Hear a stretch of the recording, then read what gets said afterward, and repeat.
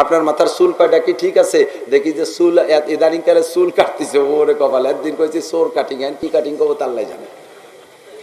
চুলতি চুলতি কুত্তো চুলা দেছে এই বেস্তিয়া, উপরে জুটি রাখছে, কুটি কুটি ঝাঁকি দেয়, জুটকুলি মোরগ কাটিং, জুটকুলি মোরগ কাটিং, কুটি কুটি ঝাঁকি দেয়। ও মনে করতেছে এর ভিতরে খুব ক্রেডিট আছে। এ যুবক, তুই জেনে নে, তুই এই যে ভঙ্গির চুল রাখছিস নিশ্চয় কেউরে না কেউরে দেখানোর জন্য। কথা কন, তা ছেলে পেলে রাতে এবার কি হবে? বেটা মানুষে দে, বেটা মানুষে দেখলে কি হবে? বিয়ে শাদী তো হবে না জায়গা।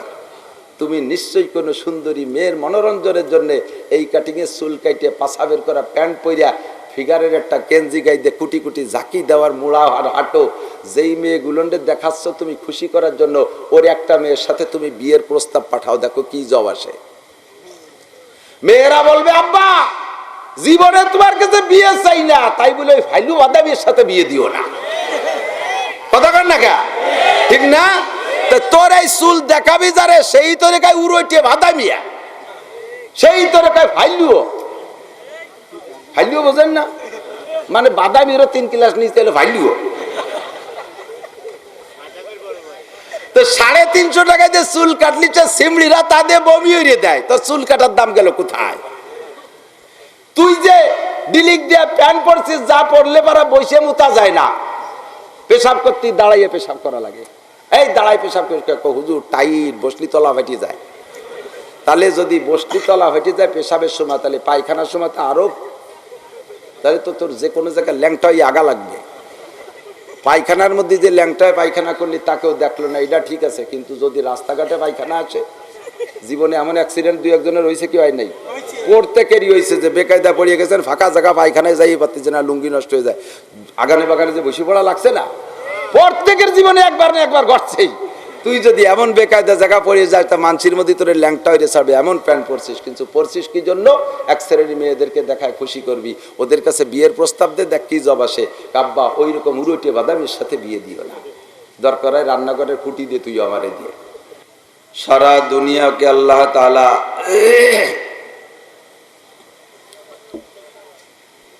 অপ্রকাশ্য একটা তালা দিয়া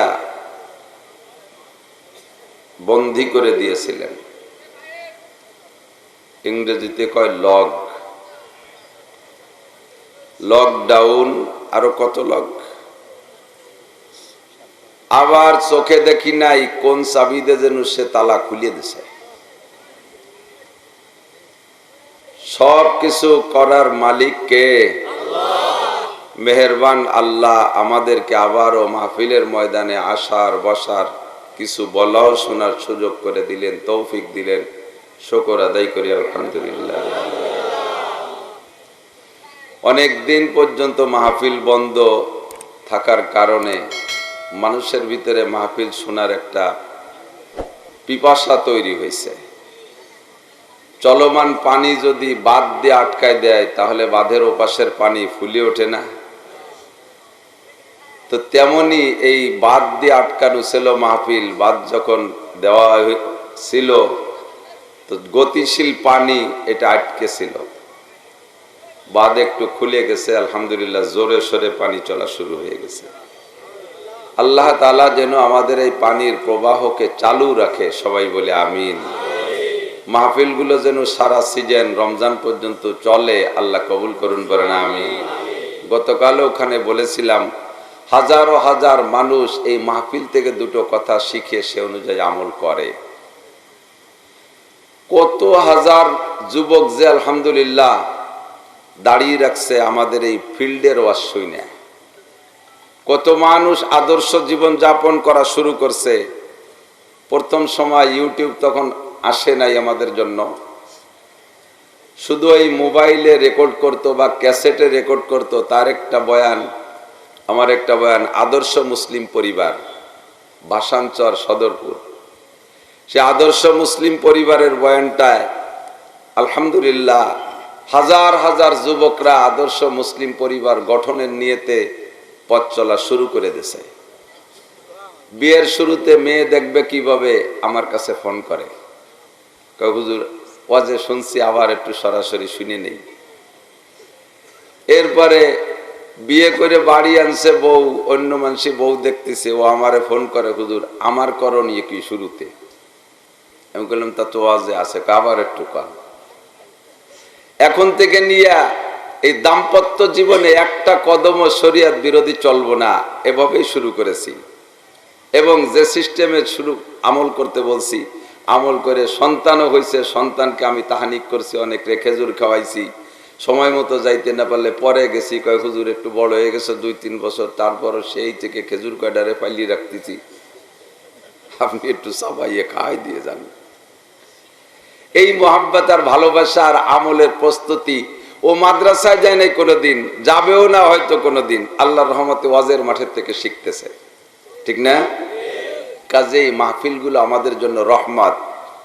যেই সৌদি আরব থেকে আমরা দিন পেয়েছি, যেখান থেকে আমাদের এলাকায় দিন আসছে, সৌদি আরব না, মক্কা মদিনা, মুসলমানদের মার্কাজ, মুসলমানদের কারখানা, মুসলমানদের ইন্ডাস্ট্রিজ, ইসলামের মূল প্রাণকেন্দ্র সৌদি আরব, পাওয়ার হাউস।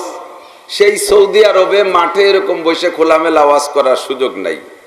শুধুমাত্র এক আরাফাতের মাঠে, খোলা মাঠে একটা খুতবা হয় হজের সময় 9 তারিখে।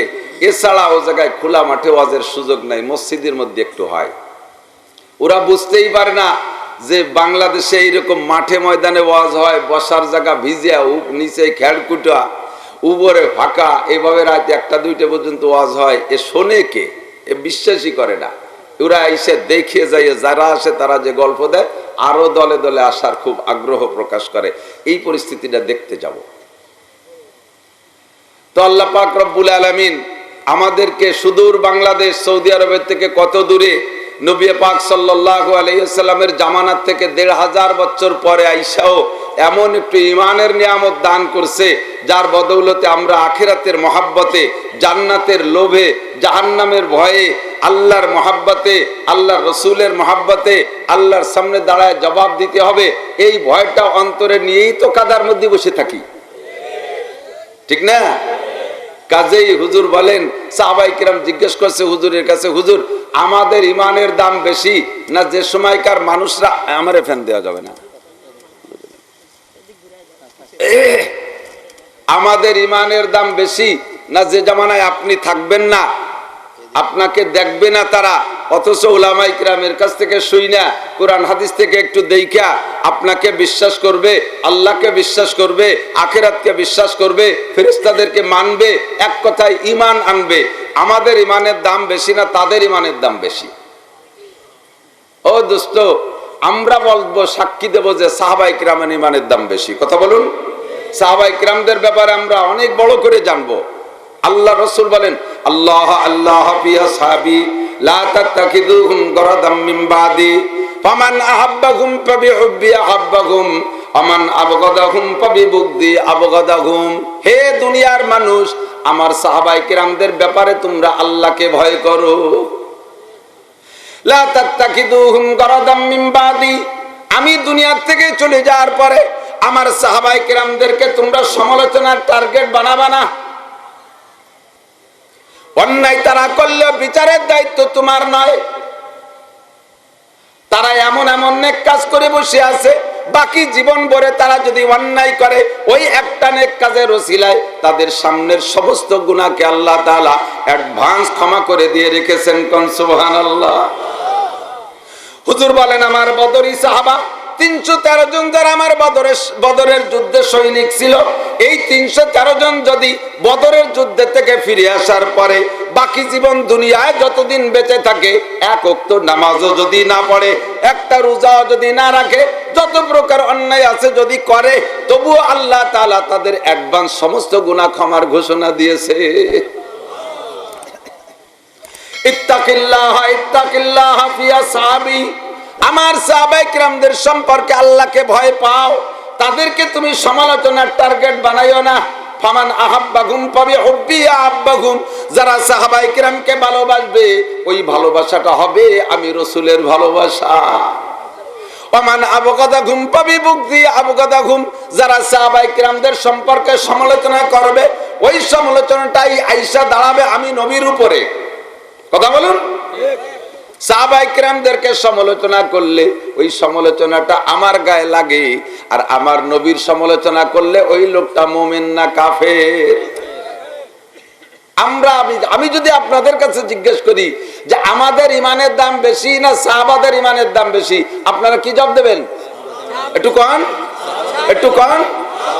এই মোহাব্বতের সাথে বলাটাও অডিও ভিডিও হয়ে যাচ্ছে, এর বিনিময়ে আপনি এক বস্তা নেকি পাবেন।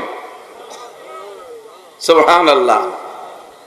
সাহাবায়ে কিরাম জিজ্ঞেস করলেন, হুজুর আমাদের ইমানের দাম বেশি না ওই মধুখালীর সাধারণ পাবলিকের ইমানের দাম বেশি ১৫০০ বছর পরে যারা আসবে? হুজুর বললেন, তোমরা সাহাবা হিসেবে একটা দাম আলাদা পাবা, ওইটা তোমরা ছাড়া কেউ পাবে না। এত পার্থক্য যে ওমর ইবনে আব্দুল আজিজ খলিফাতুল মুসলিমিন, যার আমলে, শাসন আমলে এত সুন্দর ইনসাফি ব্যবস্থা, বাঘে আর ছাগলে এক জায়গা দাঁড়ায় পানি খায়, বাঘেও ছাগলের দিক ফিরে তাকায় না, ছাগলও বাঘ বলে একটু ভয় পায় না। বাঘ আর ছাগলের সাথে সাক্ষাৎ নাই কোনোদিন, এরপরও বাঘের আওয়াজ যদি ছাগলে ঘরের মধ্যে থেকেও শোনে, ভয়তে কিন্তু হুলি ওঠে। কতক্ষণ জানেন না, মুখস্থ ঠিক করছেন। আমি সচক্ষে দেখছি, আমাদের বাড়ির পাশে মধুমতি নদী গেছে, সার্কাসের সরঞ্জাম নৌকায়, বড় বড় নৌকায় করে নিয়ে যাচ্ছে গোপালগঞ্জ সার্কাস। তো এই বড় নৌকার ভিতরে বাঘ, আমরা কিনারায় যাই দেখতেছি খাঁচার ভিতরে বাঘ। গ্রামে পাশ দিয়ে, নদীর পাশ দিয়ে দূরে দূরে গরু বান্ধা ছাগল গুলো ঘুরে ঘুরে খাচ্ছে, বাঘে ওই নৌকার মধ্যে গর্জন দিছে। গোয়ালায় বান্ধা, আতালে বান্ধা বাঘগুলো, গরুগুলো ফুলে ট্যাম হয়ে গেছে। ওরা জীবনে কোনোদিন চিড়িয়াখানায় যায় নাই, গরু গেছে নাকি? গরুতে সার্কাস দেখতে যায়? এর একটাও সুন্দরবন শিক্ষা সফরে যায় নাই, বাঘ সম্পর্কে কোনো অভিজ্ঞতা নাই। আল্লাহ তাআলা রুহানি ভাবে বাঘের একটা অবস্থা সমস্ত প্রাণীর মধ্যে ঢুকে দিছে, ঠিক কিনা? ছাগলে আর বাঘে এক জায়গা পানি খায়, বাঘও ছাগলরে সালাম দেয় না, ছাগলও বাঘরে ওয়ালাইকুম সালাম দেয় না। খলিফাতুল মুসলিমিন ওমর ইবনে আব্দুল আজিজের জামানায়, আর সেই খলিফাতুল মুসলিমিন ওমর ইবনে আব্দুল আজিজ হযরত ওমর রাদিয়াল্লাহু তাআলা আনহুর ছেলের নাতি ছেলে, রিশতায়ও বহুত বড় দামি। হযরত আব্দুল্লাহ ইবনে মুবারক রাইসুল মুহাদ্দিসিন, সারা পৃথিবীর সমস্ত মুহাদ্দিসদের একটা গোড়া আছে, আছে না নাই? যেমন সুলুকে পীরের লাইনে আব্দুল কাদের জিলানী, মঈনুদ্দিন চিশতি, নিজামউদ্দিন আউলিয়া, এরকম 4টা তরিকা আছে না, পীরদের একটা গোলাম এসছে, ওই 4 জনের আবার একটা গোড়া আছে, আছে না নাই? সারা পৃথিবীর শাইখুল হাদিস, আমার উস্তাদ আরেক শাইখুল হাদিস, তার উস্তাদ আরেক শাইখুল হাদিস, এমন করে বিশ্বজুড়ে ছড়ানো আছে শাইখুল হাদিস। সমস্ত শাইখুল হাদিসের গোড়ার শাইখুল হাদিস আব্দুল্লাহ ইবনে মুবারক রাহমাতুল্লাহ আলাইহি। আব্দুল্লাহ ইবনে মুবারককে জিজ্ঞেস করা হয়েছে, হুজুর ওমর ইবনে আব্দুল আজিজের দাম বেশি না হযরত মুয়াবিয়ার দাম বেশি? যেই মুয়াবিয়া রাদিয়াল্লাহু তাআলা আনহুকে নিয়ে অনেকেই সমালোচনা করে, এই দৃষ্টিকোণ থেকেই ওনার কাছে জিজ্ঞেস করা হয়েছে, হুজুর আপনি ফতোয়া দেন, মুয়াবিয়ার দাম বেশি না ওমর ইবনে আব্দুল আজিজের দাম বেশি? হযরত মুয়াবিয়া রাদিয়াল্লাহু তাআলা আনহু, আমার আগে একটা বয়ানের মধ্যে একটু ভুল আলোচনা চলে গেছে 2 বছর আগে, আমি মুয়াবিয়াকে বদরি সাহাবা বলছি, এটা আমার ভুল হয়েছে, আমি আজকে ইউটিউবে বলে দিলাম, বহুত জায়গা ছড়াই গেছে। নিজের ভুলকে নিজে স্বীকার করাটা সবচাইতে উত্তম। এই মুয়াবিয়া মক্কা বিজয়ের পরে ইসলাম গ্রহণ করেছে। হযরত মুয়াবিয়া রাদিয়াল্লাহু তাআলা আনহু কাতেবে ওহী ছিলেন, ওহী লিখতেন, হুজুরের সাথে সফর করেছেন। তো আব্দুল্লাহ ইবনে মুবারক বলে, মুয়াবিয়া আর আব্দুল আজিজের মধ্যে পার্থক্য কখনো আমার কাছে জিজ্ঞেস করবে না, কোথায় মুয়াবিয়া আর কোথায় ওমর ইবনে আব্দুল আজিজ? কয় কেমন? কয় মুয়াবিয়া যে ঘোড়ায় চড়ে, ওই ঘোড়ার নাকের মধ্যে যে ধুলো যায়, ওমর ইবনে আব্দুল আজিজের মতো হাজার ওমর ইবনে আব্দুল আজিজ জমা করলে সেই ধুলোর দামও হবে না। তোমাদের দাম সাহাবা হওয়ার কারণে অনেক বেশি, তবে ইমানের প্রশ্ন করেছো, কাদের ইমানের দাম বেশি, তাই তো? নবী পাক বলেন, ও আমার সাহাবায়ে কিরাম, ইমানের দিকে ইমান বলতে যাকে বলে, ইমান বিল গায়বি, আল্লাহকে না দেখে বিশ্বাস করা, কথা কন, এ যুবকরা সাক্ষী দাও আল্লাহ আছে। ফাঁকে একটু বলে নেই, আন-নুসরাত যুব সমাজের যত যুবক তোমরা মাহফিলের ইন্তজাম করেছো, তোমাদের পরিশ্রম, তোমাদের শ্রম, তোমাদের অর্থ, তোমাদের মেহনতের ফলাফলে এত মানুষ বয়ান শুনতেছে। তোমরা সবাই রেওয়াজে বসাই দিয়া তোমরা যেন আবার বাইরে দিয়ে অন্য ডিউটি করে বেড়াইও না। খাস কাজের জন্য 2-4 জন তাইকা, বাকি যারা আছো সব যুবক বৈশা যাবা। তা না হইলে কেমন হবে? অন্ধ লোকের বাতি জ্বালানোর মতো হবে। কতক্ষণ রাতের বেলা অন্ধ লোক মাথায় কলসে পানি নিয়ে যায়, আর কলসের উপরে একটা কুপি, একটা পিদ্দুম বাতি জ্বালাই দিছে। একজন কয় তুই তো অন্ধ, তোর দিনও যেমন রাতও তেমন, তাই তুই আবার বাতি জ্বালাইস কে? কয় ভাই আমার দিনও যেমন রাতও তেমন, কলসের বার বাতি জ্বালাইছি যাতে অন্য মানুষের দেখে পথ চলে, আমার কলসটারে অন্ধকারে গাইতে ভেঙ্গে না ফেলায়। ও যুব সমাজ, আন-নুসরাতের যুবকরা, শক্ত বলি আদর করি, তোমরা আমাদের অতি স্নেহের। এত পয়সা খরচ করে কতদিন পর্যন্ত মেহনত করে তোমরা মাহফিলের ইন্তজাম করেছো। তোমাদের এই বয়সের কার্যক্রম হলো তোমরা সার্কাস দিবা, গান দিবা, তোমরা কনসার্ট করবা, তোমরা নোংরা অনুষ্ঠান করবা, তাই বাদ দিয়ে তোমরা মাহফিল করেছো। যার কারণে আল্লাহ তাআলা দেখো মাত্র 2 দিন আগে কত বড় বৃষ্টি দিয়ে সেই বৃষ্টিকে নিয়ে যাইয়া আবার তোমাদের জন্য সুন্দর মনোরম পরিবেশ আবহাওয়া করে দিছে। তোমাদের পক্ষে আছে আল্লাহ, তোমরা যেন নিজেদের বিপক্ষে চলে যেও না। আসো আন-নুসরাতের সমস্ত মিডিল গলায় দিয়া যুবক যেন মাঠের মধ্যে দেখি, ঘোরাফেরা তোমরা করবা না, চলে আসো। সাহাবায়ে কিরাম সম্পর্কে নবী বললেন তোমাদের দাম অনেক বেশি, কিন্তু যে সময়কার মানুষ আমি রসুলকে দেখবে না, আল্লাহকে দেখবে না, বলেন আল্লাহকে দেখবে না, নগদ মুজিজা পাবে না। 3500 মুজিজা অলৌকিক ঘটনা নবী পাক সামনের পর সাহাবায়ে কিরামদেরকে দেখাইছে। এমন এমন অলৌকিক ঘটনা যার একটা যদি আমার মনে হয় এই জামানায় বাংলাদেশে হিন্দু বৌদ্ধ খ্রিস্টানদের মনের অবস্থাও যা, একটা মুজিজা যদি দেখাইতো বাংলার জমিনে কমপক্ষে একটাও মুসলমান থাকতো না, সকলে মুজিজার ভক্ত হইয়া নবীর আশেক হইয়া যাইতো। কথাক্ষণ ঠিক কি ঠিক না? এনশেকাকে কমার চাঁদরে 2 ভাগ করে জমিনি ফেলাইছে, এ যদি দেখাই দেয়া যাইতো তাহলে আমার মনে হয় কেউ কাফের থাকতো না। কথাক্ষণ যেই বাংলাদেশের মানুষ কত বড় ইমানদার, গোড়া বলে কবিরাজ হইছে, গোড়ায় পানি ভরিয়ে দেয়। সুবহানাল্লাহ। আগে সোসে না মুতিয়ে পানি নেয় না, মাথায় সানি সাপের মতো জট, জটের মধ্যে লাখখানিক উকুন, মোজ দিয়ে নাকের থেকে শিয়ান আর প্যান বারোইয়া মোজ দিয়ে বাইয়ে পেটের পর যাইতেছে, দাড়ির মধ্যে জট, বগল সাফ করে না কয় বছর আল্লাহ জানে। ওর বগলের মধ্যে কুত্তো মরা গন্ধ। সুবহানাল্লাহ। যে বগল সাফ করে না সে অন্য জায়গা তো জীবনেও হাত দেয় না, অন্য জায়গার নাম করলাম না। ওর গায়ে শুয়ার মারা গন্ধ। এমন কুষ্টে খুষ্টে বেয়াদব গুলো এরা ঝাড়ফুঁক করে, কবিরাজি করে, মুসলমান হুমড়ি খাইয়া যাইয়া পইরা তার কাছ থেকে পানি ফলা আনে, ওরে সেজা দেয়, এইটারে বিশ্বাস করে। এহেন মুহূর্তে যদি একটা মুজিজা দেখানো যাইতো, রাস্তায় দিয়ে আবার নবী হাঁটে, গাছে নবীরে সালাম দেয়, কন্যা সুবহানাল্লাহ। রাস্তায় দিয়ে নবী হাঁটে, 2 পাশের পাহাড় পাথরে সালাম দেয়। কাফের আইসে কয় মুহাম্মদ তুমি এত পারো, যদি ওই গাছটারে কাছে টাইনি ডাকি আনতে পারো তাহলে তোমার রসুল বলে স্বীকার করব। নবী আঙ্গুল দিয়ে ইশারা দেওয়ার সঙ্গে সঙ্গে গাছটা জায়গা থেকে মানুষের মতো পায়ে হেঁটে আসার মতো চলে আসছে। এর একটা ঘটনা যদি দেখানো যাইতো তাহলে একটাও কাফের থাকতো না। কতক্ষণ বর্তমানে যতটুকু আপনাদের ঈমান আছে, এই ঈমানকে আল্লাহ পাক কত পছন্দ করে।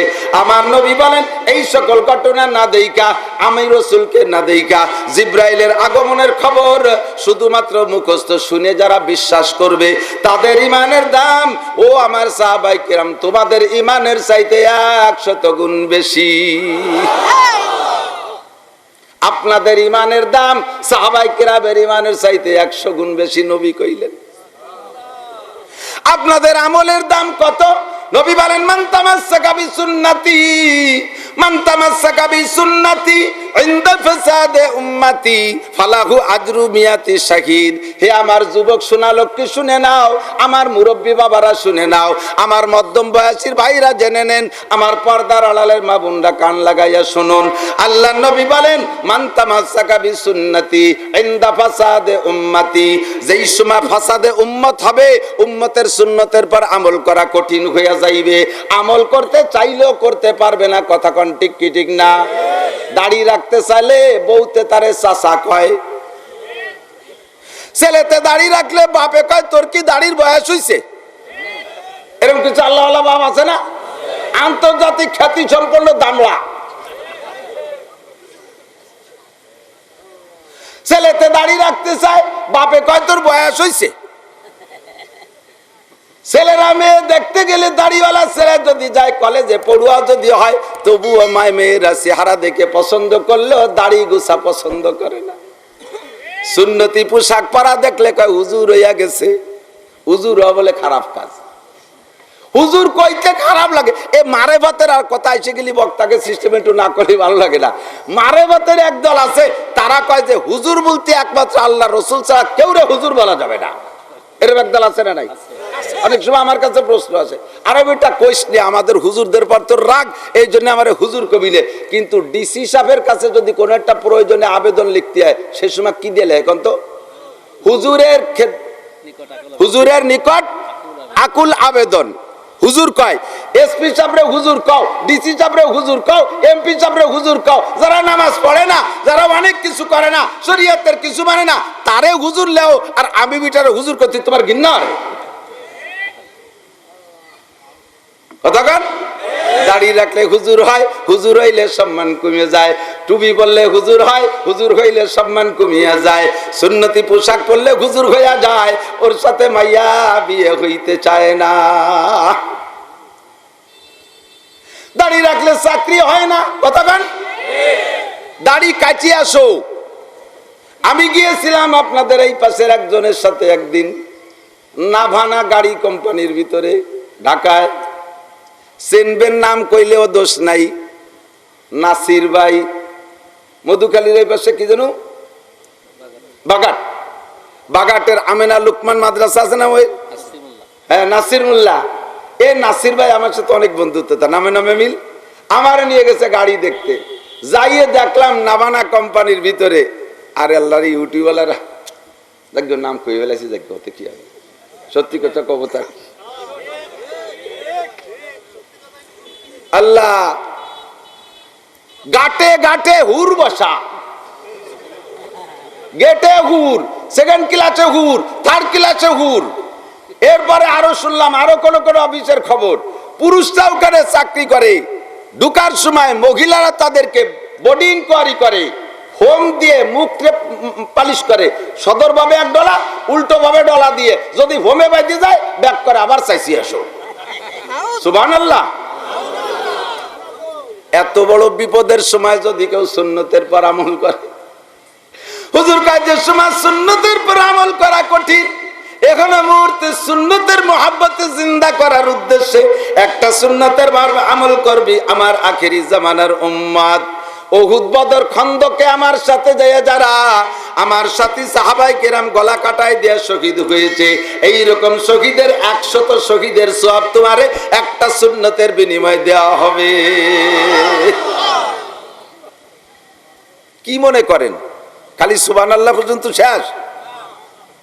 যুদ্ধ করিয়ে দেখছেন, কাজী হইয়ে দেখছেন। কাজে গেলে, কাজীতে গেলে তেঁতুল খাইতে দেয়, মানে মুখের রস থাকে না। এই যুদ্ধ যাইয়া একমাত্র আখিরাতের জন্য কালিমাতুল্লাহ, আল্লাহর দ্বীনকে জিন্দা করার জন্য উহুদ বদর খন্দকে যুদ্ধ করছে, নাকি দুনিয়া কামাই? মুক্তিযুদ্ধের সাজা কোটা বানাইয়া সেই কোটায় চাকরি দেবে ছেলে মেয়ে, এই উদ্দেশ্যে? একমাত্র আল্লাহর ওয়াস্তে জিহাদ করেছে। এই রকম জিহাদের ময়দানে যে 100 শহীদ, ওর 100 শহীদের যে সওয়াব, ও যুবক তুমি দাড়ি রাখলে তোমাকে এক্ষুনি লিখে দেওয়া হবে। সুবহানাল্লাহ। নিয়ত করছো কালকে থেকে দাড়িতে খুর দিবা না, এই রাত্রে এক্ষুনি তোমার নামে লেখা হয়ে যাবে 100 শহীদের সওয়াব। কি মনে করেন কি যাইতেই ব্যাপার? একটা দস্তারখান ঘরে নাই, আছে না নাই সমাজে? এই মুহূর্তে নবী পাক বলেন, যেই সময় দুনিয়া থেকে সুন্নাত চলে যাইতেছে, ওই সময় আমার আখেরি জামানার উম্মতরা বিপদের মধ্যে যদি ঈমান আনে, তাদের ঈমানের দাম 100 শহীদের কি বলা হয়, তোমাদের ঈমানের চাইতে 100 গুণ বেশি। তাদেরকে এক একটা সুন্নতের বিনিময়ে 100 শহীদের সওয়াব দান করা হবে। ফাজাইল দিয়ে নবী পাক সাল্লাল্লাহু আলাইহি ওয়াসাল্লাম আমাদেরকে বাড়ায় রাখছে, আমরা পিছিয়ে পড়ে ঠকি নাই। অনেকে কইতে পারে, আল্লাহ যদি আমারে রসুলের জামানায় বানাইতো তাহলে আমিও আবু বকর হতাম। আল্লাহ কয়, তুমি আবু বকর হইতে না আবু জাহেল হইতে, তার ঠিক কি? ওই সময় তো আবু বকরও ছিল, আবু জাহেলও। নবীর সব কিছু দুয়ে জোরে দেখছে। যার কপালে আছে আবু বকর হওয়া, সে আবু বকর হয়েছে। যার কপালে আছে আবু জাহেল হওয়া, সে হয়ে গেছে।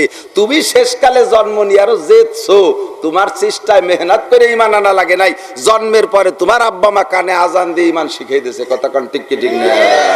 আমরা জন্মের পরে সুন্নত পাইছি, ডান কানে আজান, বাম কানে কামত। দেন তো আপনারা রুজিতে উঠিয়ে যাচ্ছে, মনে ও হবে না কপালে। আর কিছুদিন পর কানে আজান হবে না। 90%, 99% বর্তমানে বললে চলে, মিথ্যা হবে কিনা আল্লাহ জানে। 90%ই ধরি, 10% আছে ঘরে নরমাল ডেলিভারি, আর 90% ভ্যানালা রোপে স্ত্রীর পেটে বাচ্চা যেদিন ঢুকছে সেই দিন থেকে সে ভ্যান চালায় আলাদা কোটির মধ্যে টাকা তো সিজার করে বের করবে। ঠিক কিনা? কিষেন দিন মজুর, সে ওই ফান্ডে আলাদা ব্যাংক বানাইছে। ও জানে যে নরমাল বের হবে না, ও সিংকা দিয়ে বেরোতে হবে। আর যে জায়গা সিজার হয় সেই জায়গা কোনো ইমাম মুয়াজ্জিন নাই, আপনারা কবে বেটা থাকেন না। এরপরে ছেলে মেয়ে হলি যায় খুশিতে আত্মহারা হইয়া আজান দেবে না, ইকামত দেবে, টের পায় না। ও জায়গা নার যদি হিন্দু মহিলা থাকে, কৌশল করে সে আরো কানে অন্য কিছু শুনে দিতে পারে। কতবার না গা জন্মের পরে আপনারা জোরে জানে আমাকে কিছু সুন্নত আছে, আমাকে হাসপাতালের সুন্নত, বাচ্চারে কোলে নিয়ে উড়ু উড়ু উড়ু উড়ু একটা শুনে দিলাম। ঠিক কিনা? ও দোস্ত, আমরা জন্মসূত্রে মুসলমান। আল্লাহর রহমতে আমার জন্মের পরে আমি আজান শুনছি। আমি মায়ের কাছ থেকে শুনেছি, আমার কি কানে আজান দেয়া হয়েছে, আলহামদুলিল্লাহ আজান পেয়েছি, বাম কানে ইকামত পেয়েছি। আমার আব্বা নামাজি মানুষ, আমার আব্বা কোনোদিন নামাজ ছাড়ে নাই। আমার দাদা একজন পীর, আমার পূর্বপুরুষ 6 পুরুষ আল্লাহর রহমতে বহুত বড় বুজুর্গ অতিবাহিত হয়েছে। এখনো আমার গোষ্ঠীতে 50-এর উপরে আলেম আছে, কওমি মাদ্রাসার আলেম 50-এর উপরে। আমার গোষ্ঠীতে প্রায় 10 থেকে 15 জন আছে মুহতামেম। আমার গোষ্ঠীর ছেলেরা আজানার ইকামতের অভাব হয় না। আপনাদের এলাকা আল্লাহর রহমতে অনেক আগের থেকে মুসলমান। আমরা সেইভাবে জন্মসূত্রে মুসলমান হয়েছি। মানাবুদেম অতাকাজাম মানাবুদ মানাবুদেম অতাকাজাম মানাবুদ লুৎফে তুনা গুপ্তায়ে মামি শানুদ আদমিয়ত দাদাইবা জব মুসলমান কর দাই আই খুদা কুরবা সওয়াব হিসাব আর ইহসা কর দাই। আমরা ছিলাম না, তুমি বানাইছো। বানায়া আবার কি বলা হয়, অন্য পশু প্রাণী বানাও নাই, মানুষ বানাইছো। মানুষ বানাইয়া কাফের মুশরিকের ঘরে জন্ম দাও, রেসপেক্ট পাঠাও নাই, সৃষ্টি করো নাই, পাঠাইছো তুমি মুসলমানের ঘরে। মুসলমানের ঘরে জন্ম দিয়ে আবার কত দল আছে, অন্য কোন ভণ্ড দলের মধ্যে পাঠাও নাই। আল্লাহ তাআলা তুমি আমাদেরকে সহি আকীদার আহলে সুন্নাত ওয়াল জামাতের অনুসারী উলামায়ে কিরামদের পাশে আমাদেরকে পাঠাইছো। কথা বলুন ঠিক ঠিক না? অবশেষে আমাদের কোরআন হাদিসের মাহফিল শোনাও করার তৌফিক দিচ্ছ। হক্কানি উলামায়ে কিরামরা সহি সহি কোরআনের বয়ান শোনায়, এ তৌফিক দিয়েছো। 4টি মাযহাবই সঠিক, 4 মাযহাব সঠিক, হানাফি, শাফি, হাম্বলি, মালিকি 4 মাযহাব সঠিক। তন্মধ্যে সবচেয়ে বড় মাযহাব ইমামুল আযম ইমামে আবু হানিফা রাহমাতুল্লাহ আলাইহি। আল্লাহ তুমি আমাদেরকে শ্রেষ্ঠ ইমামের অনুসারী করেছো, শ্রেষ্ঠ রাসূলের অনুসারী করেছো।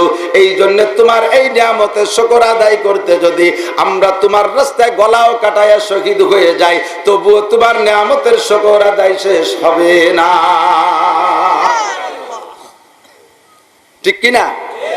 যাহা শুনবো তা মানবো, রাজি আছে? নাকি আমাদের পরীক্ষা করার জন্য আসছে? ও দোস্ত, পরীক্ষা নেবেন আমাদেরকে, ঠিক আছে, পরীক্ষা আমাদের করবেন, এর দায়িত্ব আপনাদেরকে দিয়েছে আল্লাহ তাআলা।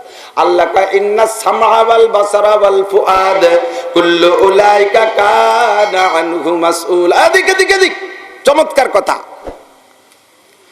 আল্লাহ বলেন, এদিক বেশি গুরুত্বপূর্ণ কথা বিদায় একটু আকর্ষণ করতেছে আমার দিক তাকান। ইন্নাস সামআ, একটু কোন ইন্নাস সামআ, বোঝা যাচ্ছে? আমার সাথে মস্ক করবেন। ইন্নাস সামআ ওয়াল বাসারা ওয়াল ফুআদা কুল্লু উলাইকা আনহু মাসউলা। আমার জিম্মাদারি খালাস, কিয়ামতে আর এক চাচু আমার ধরা করতে পারবেন না। আমি মস্ক করাই দিছি, এবার তরজমা শুনাই দেব। মা ইয়ালফিজু মিন কওলিন ইল্লা লাদাইহি রাকিবুন আতীদ, যে কথাটা মুখ থেকে বের হয়, কিরামান কাতিবিনা ইয়ালামুনা মা তাফআলুন, কাদের উপরে গোয়েন্দা ফেরেশতা আছে, ওইটা ভিডিও ক্যামেরা নিয়ে বইসা আছে। ইউটিউব চ্যানেল আলারা যেমন সব কালেক্ট করে রেখে দিচ্ছে, আমার আপনার ঘাড়ের উপরে 2জন 3জন করে ফেরেশতা আছে। দুইজনে লেখে দুই কাঁধে বসে, আর একজন ফেরেশতা কাঁধে বসে ভিডিও করে। এই ভিডিও অডিও ক্যামেরা নিয়ে আছে, আপনার মুখ থেকে বের হওয়ার সঙ্গে সঙ্গে লেখা হয়ে গেছে। কিয়ামতে অস্বীকার করতে পারবেন না, আল্লাহ পাকের সামনে যে ধরা খেয়ে যাবেন। কি বলেছেন আপনি জানেন? কোরআন শরীফের আয়াত মুখ দিয়ে বলার সাথে সাথে আপনার আমলনামায় লেখা হয়ে গেছে। আল্লাহ বললেন ইন্নাস সামা, অবশ্যই তোমার শ্রবণ শক্তি, ওয়াল বাসারা তোমার দৃষ্টি শক্তি, ওয়াল ফুআদা তোমার ব্রেন, কুল্লু উলাইকা কানা আনহু মাসউলা, এর প্রত্যেকটা সম্পর্কে তুমি জিজ্ঞাসিত হবা, প্রত্যেকটা সম্পর্কে জিজ্ঞাসিত হবা। ও বান্দা, তুমি কান রে কোন কাজে লাগাইছো? মমতাজ মনির খান আলমগীরের গান শোনার কাজে, নাকি ভান্ডারিয়া বাবার দরবারের গান শোনার কাজে, জারি যাত্রা কলসা গাজীর গান, কোন যাত্রার বিচার গান এ শোনার কাজে তুমি লাগাইছো, নাকি হাসিনে খালেদা সম্পর্কে গীবত শিকায়েতের অনুষ্ঠান বক্তব্য তুমি শুনেছো, উলামায়ে কিরাম সম্পর্কে সমালোচনার যে মিটিং আটাং হয় সেইগুলো শোনার জন্য কি তোমারে কান দিয়েছি? ইস্তেমায়ে কওলে রহমান জিক্রে গোশ, ইস্তেমায়ে কওলে রহমান জিক্রে গোশ, তাতুয়ানি রোজ শব্দার জিক্রে কোশ। আল্লাহ কয় তোমারে কান দিয়েছি আমার বয়ান শুনবা, কোরআনের বাণী শুনবা, হাদিসের বাণী শুনবা, ভালো কথা শুনবা, আব্বা আমার ডাক শুনবা, সন্তানের ডাক শুনবা, সত্য কথা শুনবা, ভালো কথা শোনার জন্য কান দিয়েছি। এইটা হলো তোমার কানের জিকির। কথা বলুন ঠিক কি ঠিক না? কান দিয়ে শুনবেন, এবার চোখ দিয়ে দেখবেন। এদিক তাকান, চোখ দিয়ে দেখবেন বুখারী শরীফের হাদিস আমি আপনারে শুনাইয়া দেই। আমি বুখারী শরীফ প্রথম খণ্ড পড়াই, আমি মিশকাত শরীফ প্রথম খণ্ড পড়াই। 6টা মাস আমি এমনি বইসা থাকি না, রাতের 1টা 1:30 2টা পর্যন্ত কোন রাত সারা রাত আল্লাহর রহমতে কিতাব দেখি, আমার ঘর ভরা কিতাব। সহিহ বুখারী থেকে রওয়ায়াত শুনাই। আল্লাহর নবী বলেন ইন্না হাদাল ইলমা দীনুন, উলামায়ে কিরাম তোমাদের সামনে যে বিষয় আলোচনা করে এই বিষয়টা হলো দ্বীন, এই বিষয়টা হলো ইসলাম। এবার নবী কয় ফানজুরু আম্মান তাকুজুনা দীনাকুম, কান দিছি, চোখ দিছি, ব্রেন দিছি। চোখ দিয়ে দেইকা, কান দিয়ে শুনে, ব্রেন দিয়ে বুদ্ধি খাটাইয়া তুমি লক্ষ্য করো আম্মান তাকুজুনা দীনাকুম, এই দিন তুমি কার থেকে নিচ্ছ? ইহুদির কাছ থেকে দিন নিচ্ছ, নাসারাত থেকে তুমি দিনের আলোচনা শুনতেছো, বুদ্ধ খ্রিস্টানের কাছ থেকে তুমি দিন নিচ্ছ। নামে মুসলমান, কামে ইসলাম নাই, বক্তার মুখের ভিতরে সুন্নতি দাড়ি নাই, বক্তার মাথায় সুন্নত নাই, তার পোশাকে সুন্নত নাই, কথায় বড় ডগ, সুন্দর ভাষা দিয়ে কথা বলে, ইংরেজিতে অবিরাম অনার্গল বক্তব্য দেয়, একেবারে অনার্গল সে বক্তা। আসমান জমিনে কোথায় কোন জায়গায় এলে বাসে সেখান থেকে উঠে এনে তোমারে কয়, কিন্তু তার সারা শরীরের ভিতরে সুন্নত নাই। ও দোস্ত, আল্লাহর নবী বলেন এমন ব্যক্তির কাছ থেকে তোমারে ওয়াজ শুনতে বলি নাই। ওয়াজ করবে ওই লোক যেই লোকটা তার কথা অনুযায়ী নিজের জিন্দেগিতে আমলে ফিট করতে পারছে। আপনি আমারে যাচাই করবেন, আমারে দেখবেন, আমি এসের পর থেকে আমার নামাজটা কেমন, সম্ভব হলে দেখবেন আমি খানা খাই কেমন, দস্তারখান আমার আছে নাকি, অজুতে আমি মেসওয়াক করলাম নাকি, পেশাবে আমি ডিলাকুলুক ব্যবহার করি নাকি, আমারে দেখা হইলে এগুলো দেখবেন। আমার পর্দা আছে নাকি, আমার বাড়ি গেলেন আমার সাথে সাক্ষাৎ করতে, বাইরের থেকে গেটের বাইরে নক করছেন, আমি চলে আসছি, অত আমি এসে সাক্ষাৎ করলাম, সালাম কালাম দিলাম কি দিলাম না, এটা আপনি ফলো করবেন, এ দায়িত্ব আপনারা দিয়েছে। এইবার আমি বাড়ি নাই, আমার বাড়ির থেকে আমার মহিলারা কে আইসা আপনার সাথে সালাম মুসাফা করে নাকি, আমি মাঠে ময়দানে পর্দার বিপক্ষে আর বেপর্দার বিপক্ষে ফাটাফাটি বয়ান করি, অথচ বাড়ির মধ্যে আমি পর্দা তৈরি করতে পারি নাই। আমার মাদ্রাসায় গিয়ে দেখেন, আমি কি মাদ্রাসায় যুবতী মেয়েদেরকে সামনে করে নিয়ে পড়াই নাকি, আমি কি যুবতী মেয়েদেরকে বেপর্দায় সামনে করে টিউশনি প্রাইভেট পড়াই নাকি, আমি কি ভাবিদের সাথে গল্প করি নাকি, এগুলো আপনাদের দেখার বিষয় আছে, দায়িত্ব আছে। আমি বক্তা, সামনে আমার শ্রোতারা মুখ খুলে বসে আছে নাকি, মুখ খোলা মহিলাদের সামনে করে নিয়ে ওয়াজ করি নাকি। যদি আমি এমন করি তাহলে আমার মতো বক্তার অশুনতে আপনাকে নিষেধ করা হয়েছে। সঙ্গে মাসালা আরো বলে দেই, আমি যদি দাড়িতে কালো কলম লাগাই, এদিক দাড়িতে চুলে কালো কলম লাগানো মাকরুহে তাহরিমি, বলকে হারাম। পুরুষের দাড়িতে চুলে কালো কলম লাগাইতে পারবে না।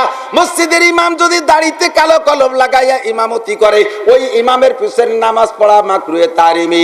আসালুল ফতোয়ার ভিতরে লেখে নামাজকে দৌড়াইতে হবে।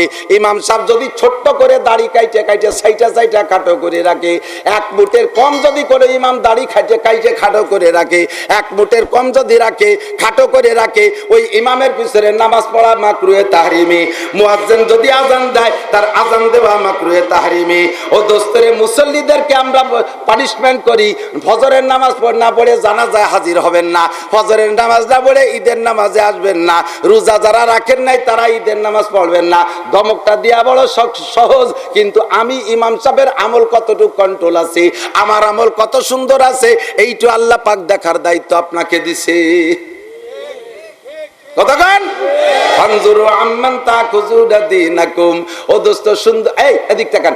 আপনাদের এই আলফাডাঙ্গার মধ্যে গ্রামের নাম আমার মনে নাই, মৌলানার নামও ভুলে গেছি অনেক দিন আগে, উনি আল আজহার বিশ্ববিদ্যালয় থেকে পড়ে আসছে। যেমন আমাদের ভাই মিজানুর রহমান আজহারি, ভালো শিক্ষিত মানুষ, কোরআন শরীফ পড়া সুন্দর, আল্লাহ তারে চেহারাও দেশে, কণ্ঠ দেশে, ভাষাও দেশে, শিক্ষাও দেশে, ভালো বড় শিক্ষিত। আল আজহার পড়ছে বিদায় আজহারি। আমাদের ওই মৌলানা আলফাডাঙ্গার উনি আল আজহার পড়ছে। উনি সেই সময় এসে বললেন, ভাইজান আল আজহার বিশ্ববিদ্যালয় আমাদেরকে তফসিরে বয়জবি পড়াইতেন। কোরআন শরীফের অনেক তফসির আছে, একটা তফসির ক্লাসে পড়ায়, তার নাম তফসিরে বয়জবি। তফসিরে বয়জবির ক্লাস করায় আল আজহার বিশ্ববিদ্যালয়। এদিক এই পড়ায় যে শিক্ষক, উনি শিক্ষক না, উনি শিক্ষিকা, একজন ইহুদি মহিলা আমাদেরকে আল আজহার বিশ্ববিদ্যালয় তফসিরে বয়জবি পড়ায়। আসে একটা হাফ প্যান্ট পরা আর একটা টেপ গায়ে, কায়দা মতো সাজা সাইজা আমাদেরকে তফসির পড়াইতে আসে। তার চেহারা অপূর্ব চেহারা, যুবতী মেয়ে। এই মেয়েটা আল আজহার বিশ্ববিদ্যালয়ের তফসিরের বয়জবির শিক্ষিকা। আমরা যুবকরা তার দিকে তাকাই নাকি, ও বড় টেকনিক জানে, ডুইকে আর কাল বিলম্ব করে না, আমাদেরকে তার দিক তাকানোর সুযোগ দেয় না। আই সেই ক্লাস শুরু করে দেয়, পড়ানো আরম্ভ করে।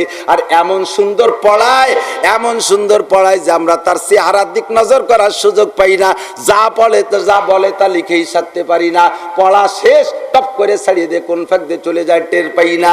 দোস্তরে, আল আজহার বিশ্ববিদ্যালয় হোক আর হাটাজারি হোক আর দেওবন্দে হোক, এমন কোন নেকেট মহিলার কাছে পড়া আল্লাহ নবী নিষেধ করছে। ওরে কোরআনের হাদিসটা শুধু, ও যদি সাইকেল আসমানি কিতাবের এলেম নিয়ে আসে, তবুও তার থেকে এলেম নেওয়া যাবে না। কথা বলেন? শুধু সেই নয়, আমি যদি বয়ান অনুযায়ী আমল না করি, আমার থেকেও নিতে নিষেধ করা হয়েছে। এই জন্য আপনি আমারও দেখবেন, আমারও পরীক্ষা করবেন, আমারও নিরীক্ষা করবেন, দোষ নাই। কিন্তু এই জায়গা যখন বয়ানে বসবেন শুনতে জন্য, তখন আপনারে ছাত্র বানায় আপনার কলসটারে খালি রাখবেন, আপনার কলসটারে খালি রাখবেন। তাহলে আমি 2 ফোঁটা দিলে কলসের মধ্যে দাঁড়াবে। আর যদি আপনি ভরা কলস নিয়ে বসেন, তাহলে দিলে সে 2 ফোঁটা বাইরে পড়ে যাবে। আপনার কলস যদি ভরা থাকে তাহলে বৈশা লাভ নাই। এখান থেকে নিয়ার নিয়েতে, পিপাসার নিয়েতে পিপাসা নিয়ে বসবেন। রাজি আছেন না ইনশাআল্লাহ? আল্লাহ পাক কালামে পাকের মধ্যে আমাদেরকে ওয়াজ করতেছেন।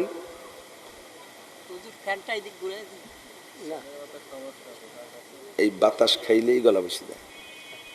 এই কই না মাঝে মধ্যে, এই কয়েকদিন আগে পড়াইছি কাইফা কানা বদুল ওহি। ওলামাই কেরাম জানে বুখারী শরীফের প্রথম হলো কাইফা কানা বদুল ওহি। ওহির সূচনা কেমন? যখন জিবরিল আলাইহিস সালাম হুজুরের কাছে ওহি নিয়ে আসতেন, প্রচন্ড শীত, সাহাবায়ে কেরাম কম্বল গাইতে বসে রয়েছে, হুজুর ঘামিয়ে তার বাতার হয়ে যাইতেন। ওহির বরকতে নবী ঘামিয়ে যাইতেন শীতকালে। কাজেই আমরা কোরআনের বয়ান করব যখন, তখন ঘামবো, এটা ওহির বরকত। যখনই ফ্যানের বাতাস খাই ওহির বরকত চলে যায়, গলা বসে যায়। এই জন্য আমি ফ্যানের বাতাস খাই না, ঘামতে থাকি, কইতে থাকি। আল্লাহ পাক রব্বুল আলামিন আমাদেরকে সকলকে কথা বুঝার তৌফিক দান করুক বলে আমিন। রাজি আছেন না ইনশাআল্লাহ? বিভিন্ন মতের মানুষ আছেন, আমি জানি বিভিন্ন মতের মানুষ আছেন। মিলাদের পক্ষে আছেন, কিয়ামের পক্ষে আছেন, নবীকে নূর বলার পক্ষে আছেন, নবীকে নূর না বলার পক্ষে আছেন, মাটির তৈরি বলার পক্ষে আছেন, নূরের তৈরি বলার পক্ষে আছেন।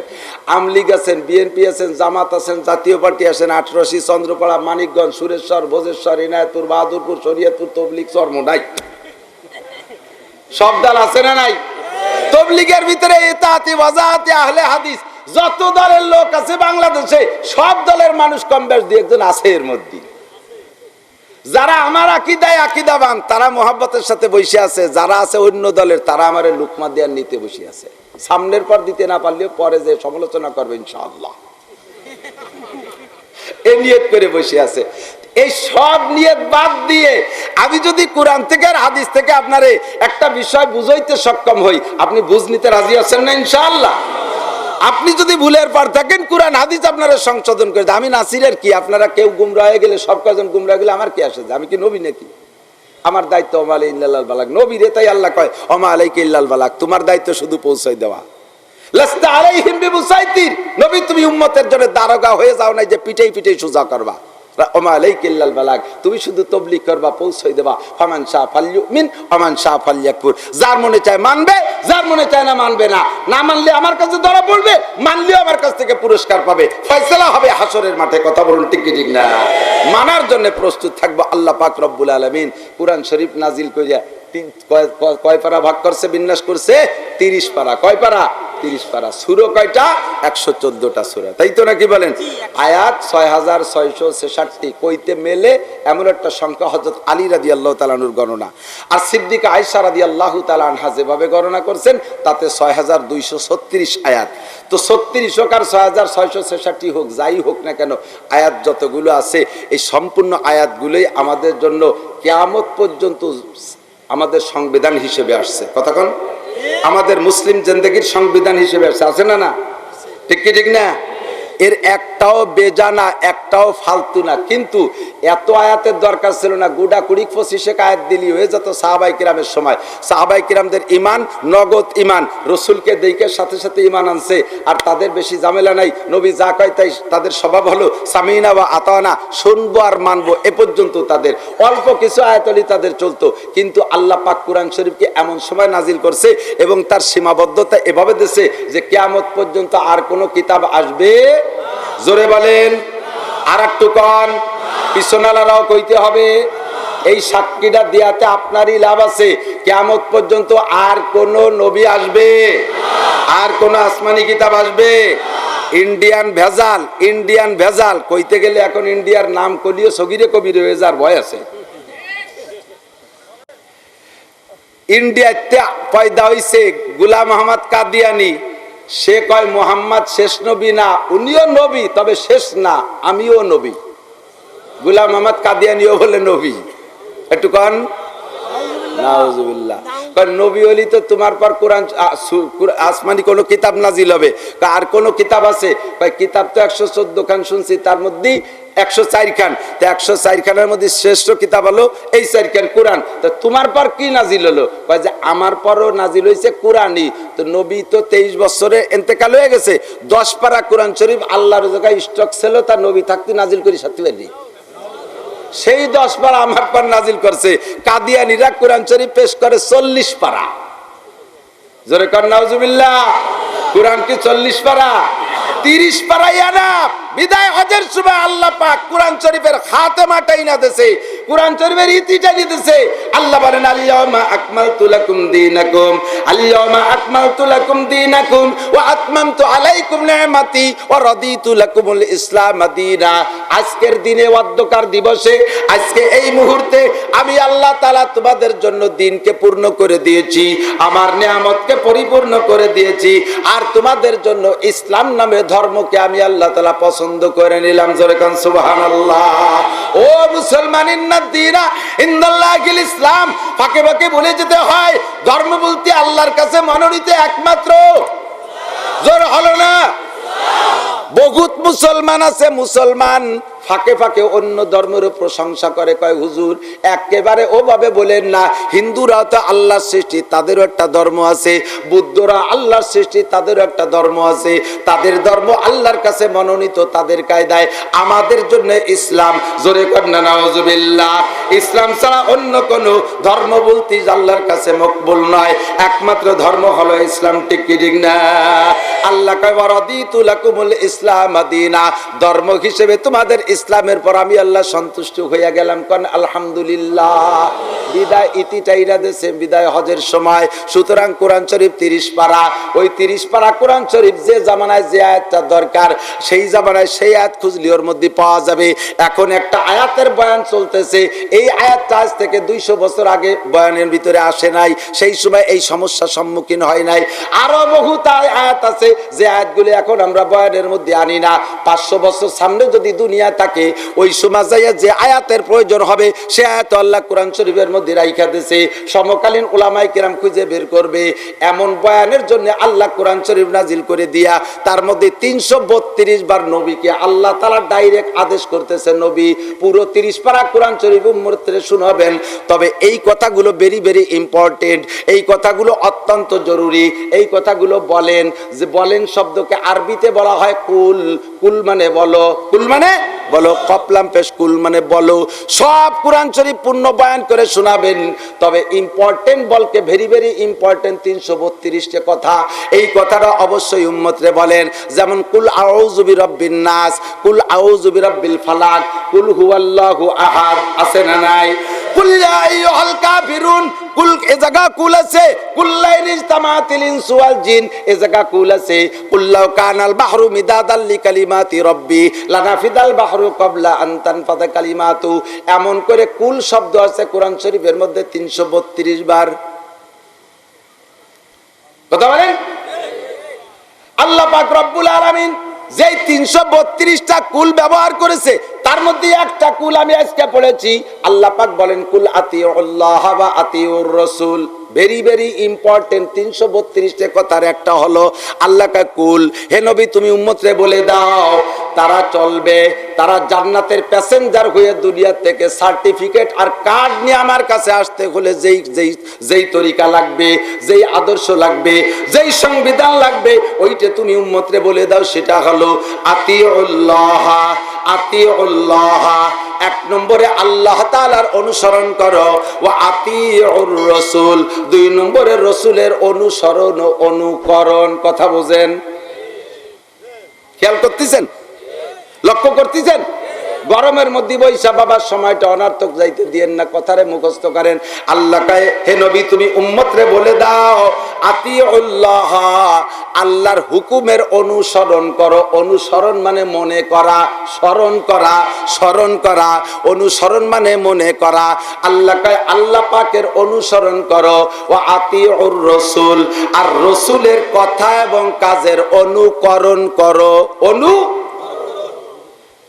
কথাকে স্মরণ করার নাম হলো অনুসরণ, আর কথাকে বাস্তবায়ন করার নাম হলো অনুকরণ।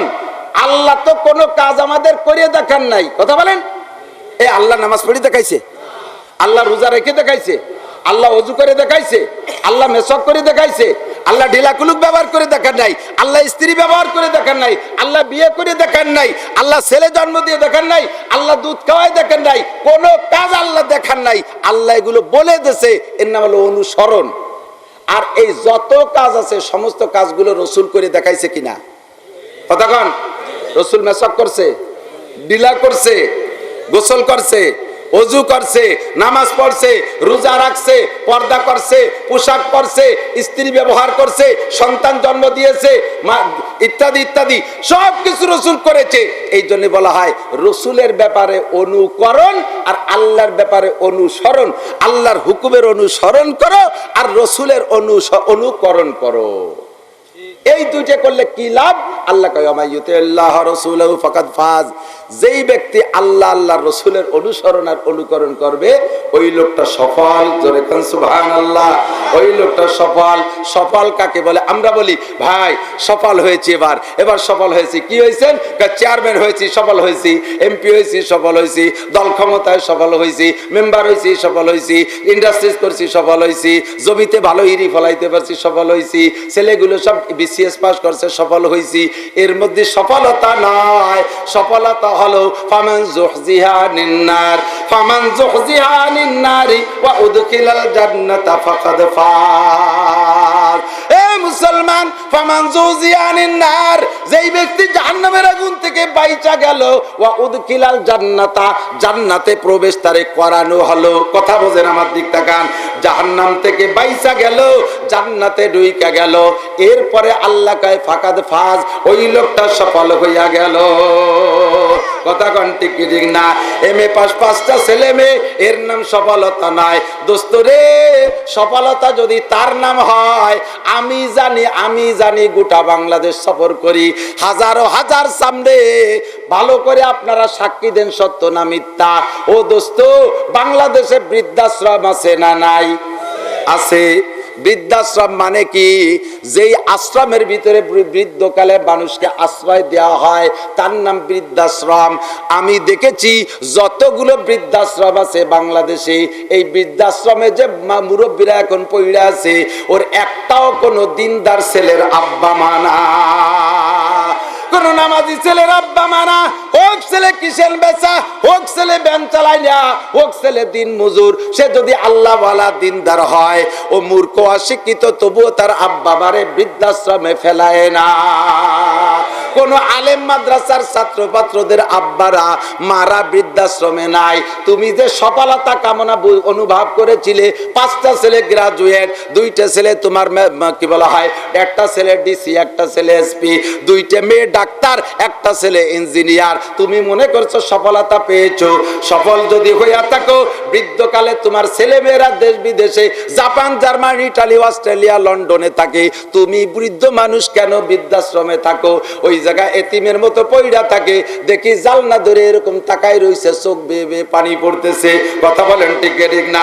এর নাম সফলতা নয়। হে দুনিয়ার শিক্ষিত ভাইরা, হে দুনিয়ার শিক্ষিত ভাইরা, ভালো করে যাই না নাও।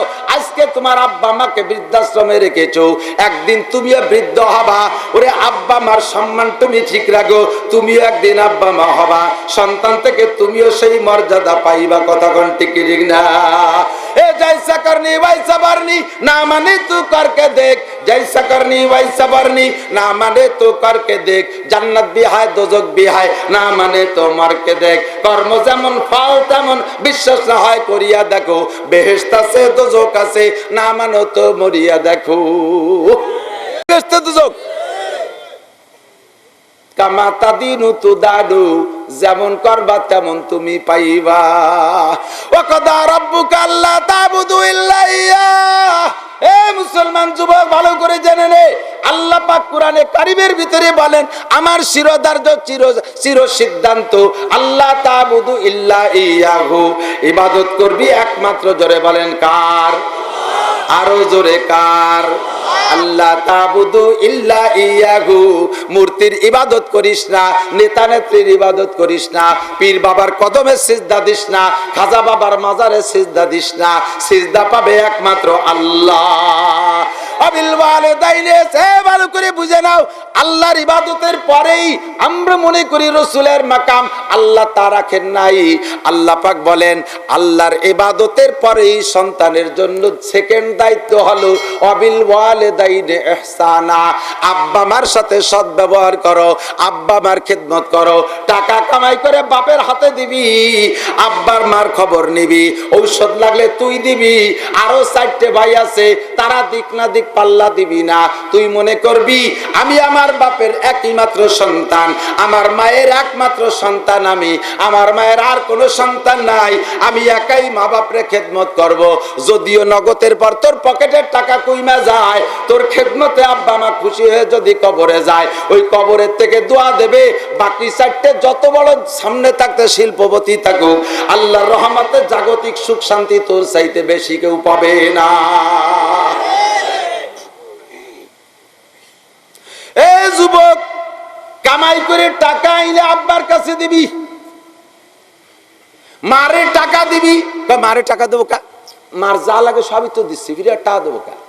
আরে টাকার সাথে আর মানুষের সাথে আল্লাহ তাআলা এমন একটা রুহানি কানেকশন দিয়ে দিয়েছে, মরে যাওয়ার একটু আগে যদি হুঁশ থাকে সে সময় টাকা দিলি কয়টা নোট, কথা কন, সে সময় চোখ খুলে টাকা ধরে, কাপড় চোপড় সোনা দানা লাখ লাখ দাও, বড় পদ্মার পাঙ্গাস 22 কেজি একটা এনে মারে বালিশ বানায় দেছো সুতি, তার চাইতে 1000 টাকার একটা নোট দিবা, ওইটাই খুশি হয় বেশি, কথা কন। যত খাবার তাদের পোলা পান্ডে, এরপরে তারে 10 টাকা দিলি কিন্তু বেশি খুশি হয়, নিজের টাকা দিয়ে নিজে কিনে খাওয়ার মধ্যে একটা তৃপ্তি আছে আলাদা, ঠিক কিনা? আমি মাঝে মাঝে ট্রাই করি আমার মারে টাকা দেই, মার কিছু লাগে না, মা তো একেবারে রিটায়ার্ড হয়ে গেছে, এখন আখেরাতের পথে, আল্লাহু আকবার। মার নাতি নাতনি মেয়েরা যারা জামাইজন আছে সবই তো আমরা আলেম উলামা 4 ভাই হুজুর সবাই খুব যত্ন করি, কোনটা মার ফিকির করালে একটা পয়সা মার কোনো জায়গায় খরচ নেই, এরপর আমি মারে টাকা দেই। সেদিনকে কইল 18,000 টাকা জমা করছে, দিয়ে দেয়, আবার এই নাতি নাতনিকে দিয়ে দেয়, 18,000 টাকা জমা করে, টাকা দিলেই টাকা ধরে চুমো দেয়, চুমো দেয়, আবার কয় তোমার কাছে নতুনটা নাই, নতুন পুরানো তো একই দাম, কয় নতুন টাকা আমার ভালো দেয়া যায়, ছোট হয়ে গেছে আর কুট্টি হয়ে গেছে, 200 টাকার নতুন নোট বাড়াইছে, এক বান্ডিল দিচ্ছে এক মাহফিল থেকে 20,000 টাকা, আমি নিয়ে সেখান থেকে আগে আমার মারে 2খান নতুন 60খান নতুন টাকা দিছি, মা কয় কি 50টা নোট না 20টা নোট, আমি 200টা আরো নোট বানাইছো, ওরে আল্লাহ, হাসিনে তো কিছু বাদ দিল না, এ যে খুশি, মার হাতে টাকা দিবা, আব্বার হাতে টাকা দিবা, উন্ডা গুনিয়ে গাইতে তোমার হাতেই ফেরত দেবে, যাও আব্বু জমি কেন, ওই জমিতে সোনা ফলবে। আব্বা মার থেকে লুকোচুরি কইরা তোর কেশিয়ার বানাইছো শাশুড়ি রে, যারা বেকায়দা আছে তারা ঘন ঘন ঠিক করছে, বুঝি বহুত জন বেকায়দায় আছে, আছে সমস্যা, কতক্ষণ শাশুড়িরে বানাইছো ম্যানেজার, বউরে বানাইছো ক্যাশিয়ার, মা বাপের থেকে লুকোচুরি করে টাকা তাদের কাছে দিয়ে গুনায় গাথাইয়া তাদের খুশি করে নিয়ে ব্যাংকে থুবা, ও ব্যাংকও ডাকাতি হয়ে যাবে, ওই টাকায় দিয়ে মেশিন কিনবি, স্যালো মেশিন, সব মেশিনই পানি ওঠে, তোর ডাকে ফক ফক করে গ্যাস বেরোবে, বলা বলি খেলছো টাকা নিয়ে। আর আব্বা মার হাতের মধ্যে আল্লাহ তাআলা বরকত দিয়েছে, হোক তোমার মা বাপ বিড়ি খাওয়া, তোমার মা বাপ নামাজ পড়ে না, যত বড় ভাইও ভাজিল হোক না কেন, ওর ভিতরে মা বাপ হিসেবে একটা বরকত তার হাতের মধ্যে দিয়েছে, ওই জায়গা তুমি দিবা, টাকা গুনিয়ে গেছে তোমারে দেবে, টাকা কাজে লাগাবা, কাজে লাগবে ইনশাআল্লাহ। আর লুকোচুরি করবা, মা বাপের চোখ ফাঁকি দিবা, টাকা কারুনের সম্পদের মতো মাটির তলে যাবে, কোনোদিন উপরে উঠে কথা কবে না। আমার বাবি সাপরা মোটে এই কথা বুঝতে চায় না, ওনটা রাগে ফতফত করতেছে, ডাই আনছে হুজুরেরটা, এই কথি আনছে, বিটিরা মোটে চায় না যে স্বামীর কামাই তার মা বাপরে দিক, অর্থাৎ মহিলার শ্বশুর শাশুড়ির খেদমত করুক, এমনটি চাইতেছে না। বর্তমান জগতে এমন নষ্ট হয়ে গেছে, 90% মহিলারা শ্বশুর শাশুড়ির খেদমত মোটে পছন্দই করতেছে না, শ্বশুর শাশুড়ির টাকা দিয়ে পছন্দ করে না, বিশাল ক্ষতির কারণ মনে করে, স্বামীরে আলাদা করে ফেলাচ্ছে। ও ভাবি সাপরা, আমার বোনরা, মনে রাখো বেশি দেরি নাই। তোমার ছেলের বয়স কত? আপাতত 10, আর মাত্র 10টা বছর জাতি দাও। তোমার স্বামী বিয়ে হচ্ছে 30 বছরে, আল্লাহ বাসালি তোমার গুলো পাইয়ে যাবে আগে আগে। ও তাড়াতাড়ি বিয়ে করে এনে বাড়ি উঠবে, আর তুমি যা করতেছো এর চাইতে কয়েক গুণ বেশি করবে। যাইসা করনি ভাইসা বরনি, না মানে তো করকে দেখ। সেই সময় বুঝবা যে শ্বশুর শাশুড়িরে না দেওয়ার ফলাফল কি, এর নতিজা কি, কষ্ট কেমন পাইছে বুড়ি। সেই কষ্টের বদদোয়ার, হাড়ের বদদোয়ায় তুমিও জ্বলতি থাকবা, শান্তি তুমিও পাবা না। ঠিক কি ঠিক না? সভ্য হয়ে যাও, ভদ্র হয়ে যাও। স্বামীর কাছে শ্বশুর শাশুড়ির সমালোচনা আর গিবাত শেখাতে একটু কমায় দাও, একটু কমায় দাও, জবানটা একটু কন্ট্রোল করো। চলে যাচ্ছে কথা কইতে কইতে সরে চলে যায়, এটাই বক্তাদের সিস্টেম। ও দোস্ত, চলে যায় জায়গা মতো। আল্লাহ পাক রব্বুল আলামিন বলেন, আতিউল্লাহ ওয়া আতিউর রাসূল। মনে আছে নাকি? অনুসরণ হবে কার? জোর হলো না। অনুকরণ হবে কার? রসুলের। রসুলের অনুকরণ, রসুলের অনুকরণ। এবার এই কথা কইতে গেলে 30 পারা কোরআন শরীফ আপনার আমার পড়ানো লাগবে।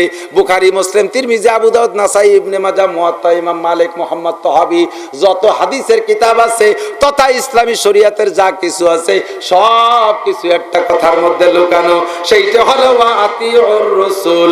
আল্লাহর রাসূলের অনুকরণ করো। আমার রাসূলের অনুকরণ এ টু জেড। রাসূলের অনুকরণ ছাড়া জগতে এক কদম চলার কোনো কায়দা নাই।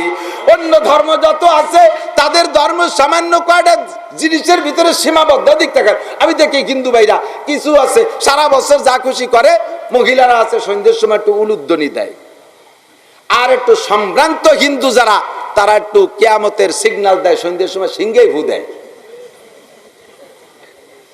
মানুষ মরে গেলে, মা বাপ মরে গেলে একটু নেড়া হয়, কয়েকদিন পচে গলায় দিয়ে একখান আশাল গাছের সুলা ডালা তৈরি করে। এই হলো ইবাদত। মাঝে মাঝে কোনো পূজা পাঠ আর কোনো মেলা টেলা হলে সেই জায়গা যায়, একটু ঢোল ডগর বাজায়। আর এই কিছু মুরব্বী বংশীয় হিন্দু আছে যারা এই কি যেন ওই যে ত্রিশূলেরটা নিয়ে এরপরে যাই ওই বাড়ি কিছু পুজো পাঠ করে আপনার কাছে টাকা নেই, বুড়ো আঙ্গুল দেখাই এরকম 3 ঝাঁকি দিয়ে নিয়ে যাবেন। তার মানে আমি যা কলাম টালাম ইয়া কিছু না। এই পর্যন্ত তাদের ধর্ম শেষ। সংসারে ধর্ম নাই, সমাজে ধর্ম নাই, তাদের বডি জিন্দেগিতে ধর্ম নাই, তাদের আন্তর্রাষ্ট্রীয় পর্যায়ে ধর্ম নাই, ইনকামের মধ্যে ধর্ম নাই। আর আমাদের ধর্ম জন্ম থেকে মৃত্যু পর্যন্ত ব্যক্তি জীবনে রসুলের অনুকরণ, পারিবারিক জীবনে রসুলের অনুকরণ। আছে না নাই কথা কন?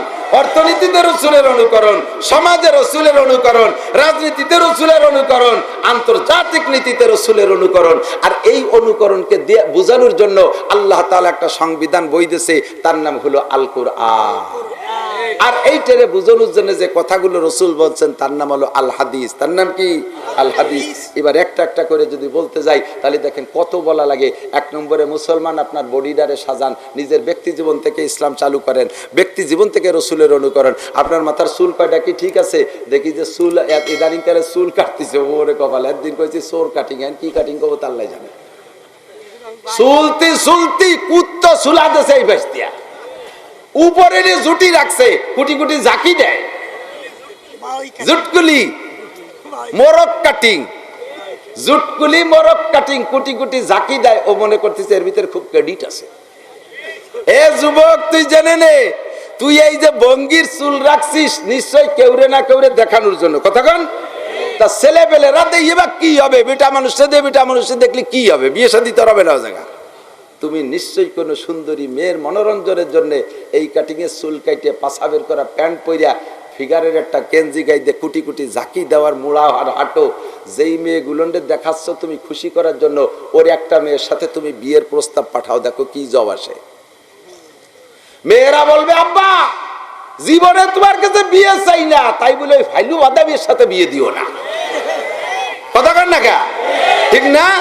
তো তোর এই চুল দেখাবি যারে সেই তোরে কায় উড়োটিয়ে ভাদা মিয়া, সেই তোরে কায় ফাইলুও। ফাইলুও বোঝেন না, মানে বাদামিরও 3 ক্লাস নিচে এলো ফাইলুও। তো 350 টাকায় যে চুল কাটলিছে সিমড়িরা তাদের বমি হইয়ে দেয়, তো চুল কাটার দাম গেল কোথায়? তুই যে ডিলিক দিয়ে প্যান্ট পরছিস, যা পরলে পারা বসে মুতা যায় না, পেশাব করতে দাঁড়াইয়ে পেশাব করা লাগে। এই দাঁড়াই পেশাব করে হুজুর টাইট, বসলি তলা ফেটে যায়। তাহলে যদি বসলি তলা ফেটে যায় পেশাবের সময়, তাহলে পায়খানার সময় তো আরো, তাহলে তো তোর যে কোনো জায়গায় ল্যাংটাই আগা লাগবে। পায়খানার মধ্যে যে ল্যাংটায় পায়খানা করলি তাকেও দেখলো না, এটা ঠিক আছে, কিন্তু যদি রাস্তাঘাটে পায়খানা আছে, জীবনে এমন অ্যাক্সিডেন্ট 2-1 হয়েছে কি হয় নাই? প্রত্যেকেরই হয়েছে যে বেকায়দা পড়িয়ে গেছেন, ফাঁকা জায়গা পায়খানায় যাই পারতেছে না, লুঙ্গি নষ্ট হয়ে যায়, আগানে বাগানে যে বসে পড়া লাগছে না, প্রত্যেকের জীবনে একবার না একবার ঘটছেই। তুই যদি এমন বেকায়দা জায়গা পড়ে যায় তা মানুষের মধ্যে তোর ল্যাংটা হয়ে ছাড়বে, এমন প্যান্ট পরছিস, কিন্তু পরছিস কি জন্য? এক শ্রেণীর মেয়েদেরকে দেখায় খুশি করবি, ওদের কাছে বিয়ের প্রস্তাব দে, দেখ কি জব আসে। কাব্বা ওই রকম উড়োটিয়ে বাদামের সাথে বিয়ে দিও না, দরকার হয় রান্নাঘরের খুঁটি দিয়ে তুই আমারে দিয়ে। কথা কান এ যুবতী মাইয়া, তুই যেভাবে পোশাক পরে রাস্তায় দিয়ে চলিস, এই পোশাকে তুই নিশ্চয়ই মনে মনে আনন্দিত আর অপেক্ষা করতেছিস এক শ্রেণীর যুবকরা আমাকে দেখে খুব খুশি হবে, তারা পছন্দ করবে।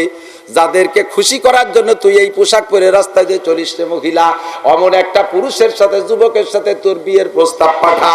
যুবক কি জবাব দেয় দেখ, যুবকে কি জবাব দেয় তাই তুই শোন। যুবকে বলবে আব্বা দুনিয়ায় কোনোদিন বিয়ে করব না, তারপরে ওই রকম ল্যাংটা ঘোড়া আমি বিয়ে করতে রাজি না। ওই লাল সাবের বান্দর বিয়ে করবে না, ওগুলো ঘোড়া মার্কা। কথা বলেন, ওগুলো কি মার্কা? এ দোস্ত, গরুতে লাথি দেয় 1 পাও দিয়ে। কিছু উসন করাইতে গরু আছে, দোয়াতে গেলে লাথি দেয়, আলচস্তি গেলে লাথি মারে। কয় পাও দিয়ে? 1 পাও দিয়ে লাথি মারে। ঘোড়ায় লাথি ওই কয় পাও দিয়ে? জোড়া লাথি কয় রে, ঠিক না? ভালো যদি একটা বিয়ে হরিস বেকায়দায় বললি 1 লাথি খাবি, আর ওই ক্লাসের গুলো বিয়ে করলে খাবি জোড়া লাথি, ঘোড়ার মতো জোড়া লাথি। যেমন ঘোড়ায় টৌকায় বেড়ায়, রাস্তায় যে দৌড়ায় বেড়ায়, এগুলো এরকম বেড়ায়। সেমন গুলোর সাথে সম্পর্ক গড়বি তো তোরে জোড়া লাথি খাইতে হবে। আল্লাহর নবী বলেন ফাজফার বিজাতিদ দ্বীন, যুবক রে বিয়ে করতে হলে আল্লাহর নবীর আদর্শ বাইনা চল, আমার দিক তাকা। বিয়ে করতে হলে আল্লাহর নবীর আদর্শ মান। নবী কই তুনকা হুলমার আতুলি আরবা, মেয়েদেরকে বিয়ে করা হয় 4টে দিক দেখা। লি জামালিহা, 1 নম্বরে রূপ দেখে মানুষে, 2 নম্বরে লি হাসাবিহা, বংশ দেখে, 3 নম্বরে লি মালিহা, মালদার পার্টি কিনা তাও খোঁজে, 4 নম্বরে যারা আল্লাহওয়ালা দিনদার তারা দিনদার খোঁজে। লি দিন ইহা, 4টে বলার পরে নবী কয় রূপ থাকলে ভালো, না থাকলে দোষ নাই, মাল থাকলে ভালো, না থাকলে দোষ নাই, বংশ ভালো হলে আরো ভালো, শোনায় সোহাগা না থাকলে দোষ নাই। তবে ফাজফার বিজাতিদ দ্বীন, যুবক যদি দুনিয়ায় তুমি সুখের দাম্পত্য চাও তাহলে নবীর অনুকরণ করো। তুমি যাও ওই জায়গা যাইয়া তুমি দিনদার মেয়ে খুঁজে বিয়ে করো। মহিলা যদি দিনদার হয় তোমার শাড়ি চুরির পর কোনোদিন অভিযোগ করবে না, তোমার বাজারের পর কোনোদিন অভিযোগ করবে না, তোমার সাথে বেয়াদবি করবে না, যায় নামাজে বসে তোমার জন্য দোয়া করবে। নারীদের ব্যবহারে, স্ত্রীদের আচরণে স্বামীদের হায়াত বাড়ে ও কমে। হাদিসের মধ্যে আছে স্ত্রীদের ব্যবহারে স্বামীদের হায়াত বাড়ে ও কমে। যদি কোনো মহিলা স্বামীর সাথে শুধু হটকারিতা ব্যবহার করে, কটুবাক্য করে, শক্ত কথায় কথা বলে, স্বামীর কোনো কিছু পছন্দ করে না, স্বামীর একেবারে দাঁত সিটকানির উপরে রাখে, পুরুষটা সর্বক্ষণ মনটা খারাপ থাকে, দুর্বল হইয়া যায়, মনক্ষুণ্ণ থাকে, শুয়ে ঘুম আসে না, রাস্তায় চলতে গেলে খেয়াল থাকে না, সব কাজের ভিতরে কেমন যেন একটা বিষণ্ণতা ভাব। এইভাবে চলতে চলতে হার্টের রোগী হইয়া যায়, এরপরে ওয়াকালে তার ডায়াবেটিস হইয়া যায়, হঠাৎ করে সে আক্রান্ত হইয়া মারা যায়। আর স্ত্রী যদি হাসি খুশি হয়, স্ত্রী যদি স্বামীকে খুশি রাখতে পারে, স্ত্রীকে যদি স্বামীকে মন মতো করে রাখতে পারে, স্বামীর মনটা আনন্দিত থাকে, স্বামীর মনটা প্রফুল্ল থাকে, যে কাজে যায় সেই কাজে ভালো লাগে, কখনো তার টেনশন হয় না, শুইলেই ঘুমিয়ে যায়, খাইতে গেলে ভালো লাগে, আল্লাহর রহমতে কোনো প্রকার রোগে তারে অ্যাটাক করে না, ডায়াবেটিস হয় না, হার্টে ধরে না, আল্লাহর রহমতে আল্লাহ তারে হায়াত বাড়াইয়া দেয়। এমন দোয়া স্ত্রীর কাছে পাইবা, স্ত্রী যদি দিনদার হয় যায় নামাজে বইসা দোয়া করে, রব্বুল আলামিন আমার স্বামীর হায়াত বাড়াইয়া দাও। 3টে 4টে ছোট মোটো বাচ্চা কাচ্চা নিয়া আমার স্বামী যদি ওয়াকালে আমারে ফেলাই দিয়ে চলে যায়, আমি ছোট মোটো নিয়ে কোন জায়গা যাব? আমার কোনো আশ্রয় নাই, প্রশ্রয় নাই। মালিক আল্লাহ, তুমি এই বিপদে আমারে ফেলাইও না, আমারে ওয়াকালে বিধবা বানাইও না, আমার কচি কাচ্চা বাচ্চারে তুমি এতিম বানাইও না। যায় নামাজে বইসা মহিলা যদি ব্যাগটাইয়া কান্দে দেয়, আল্লাহ ওই মহিলার চোখের পানি কবুল করে স্বামীর হায়াত বাড়াইয়া দেয়। আর মহিলা যদি উশৃঙ্খল বেয়াদব হয়, স্বামী ছাড়া অন্য জায়গা যদি তার কোনো নজর আর টার্গেট থাকে, ও নামাজ তো পড়েই না, উঠতি বসতি কয়। শয়তানের আল্লাহ শয়তানের রাতেতে বাঁচাতো, ও মরেও না। কতজন যে অ্যাক্সিডেন্ট হয়ে মরে, বুড়ো শয়তান মরেও না। কোন দিন যে তোমার দোয়া কবুল হয়ে যাবে সেই দিন কান্দে কুল বাবা না। একে চশমে জাদান গাফিলা যা শাহনাবাসী, এক চশমে জাদান গাফিলা যা শাহনাবাসী, শায়াদ কে নেগা কুনা দা গাহনাবাসী। কখন যে দোয়া আল্লাহ কবুল করে ফেলে তুমি টের পাও না। ওরে জুমার দিন আসরের নামাজের পরে মাগরিব পর্যন্ত দোয়া কবুল হয়। ও মহিলা স্বামীর সন্ধ্যের আগে, মাগরিবের আগে তুমি বেলা ডুবার আগে, আসরের পরে তুমি এমন করে বদদোয়া করতেছো, আল্লাহ পাক ওই সময় দোয়া কবুল করার খাতা নিয়ে বসছে। ওই সময় যদি দোয়া কবুল করে, স্বামী বেচারা কারখানাতে বেরোয় আসার পথে ট্রাকে অ্যাক্সিডেন্ট করে মরতে পারে, মোটরসাইকেল অ্যাক্সিডেন্ট করে মরে যেতে পারে, কারণ তুমি বদদোয়া করেছো। তুমি তো আর একটা স্বামী খুঁজে নিবা। এই ছোট ছোট বাচ্চারা আর দুনিয়ায় কোনোদিন আব্বা ডাকার কেউ রে পাবে না। তোমার তো স্বামীর অভাব হবে না, ওরা আব্বা পাবে কোন জায়গা? নিজের সাময়িক আনন্দের জন্য বাচ্চাদেরকে এতিম বানাইও না। আল্লাহ নবী বলেন, ফাসবার বিজাতিদ দ্বীন, দিনদার খুঁজে নাও। বিবাহে শাদীর ব্যাপারে দিনদারিকে প্রাধান্য দাও। যুবক বিয়ে করবি, দিনদার খোঁজ। মহিলা দিনদার পর্দানশীল কিনা, মহিলা কোরআন পড়তে পারে কিনা।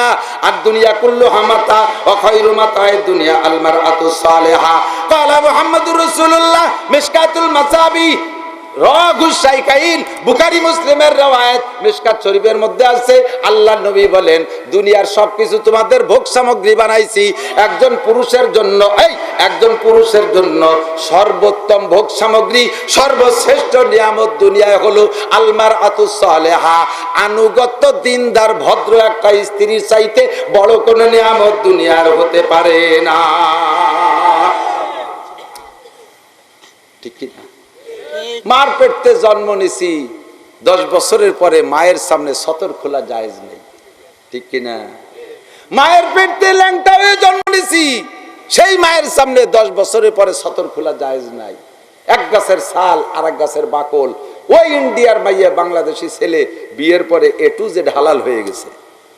এই সম্পর্ক, এই ভালোবাসা জগতে আর কোথাও নাই। এইটার ভিতরে আনন্দ পাবেন যদি স্ত্রী দিনদার হয়।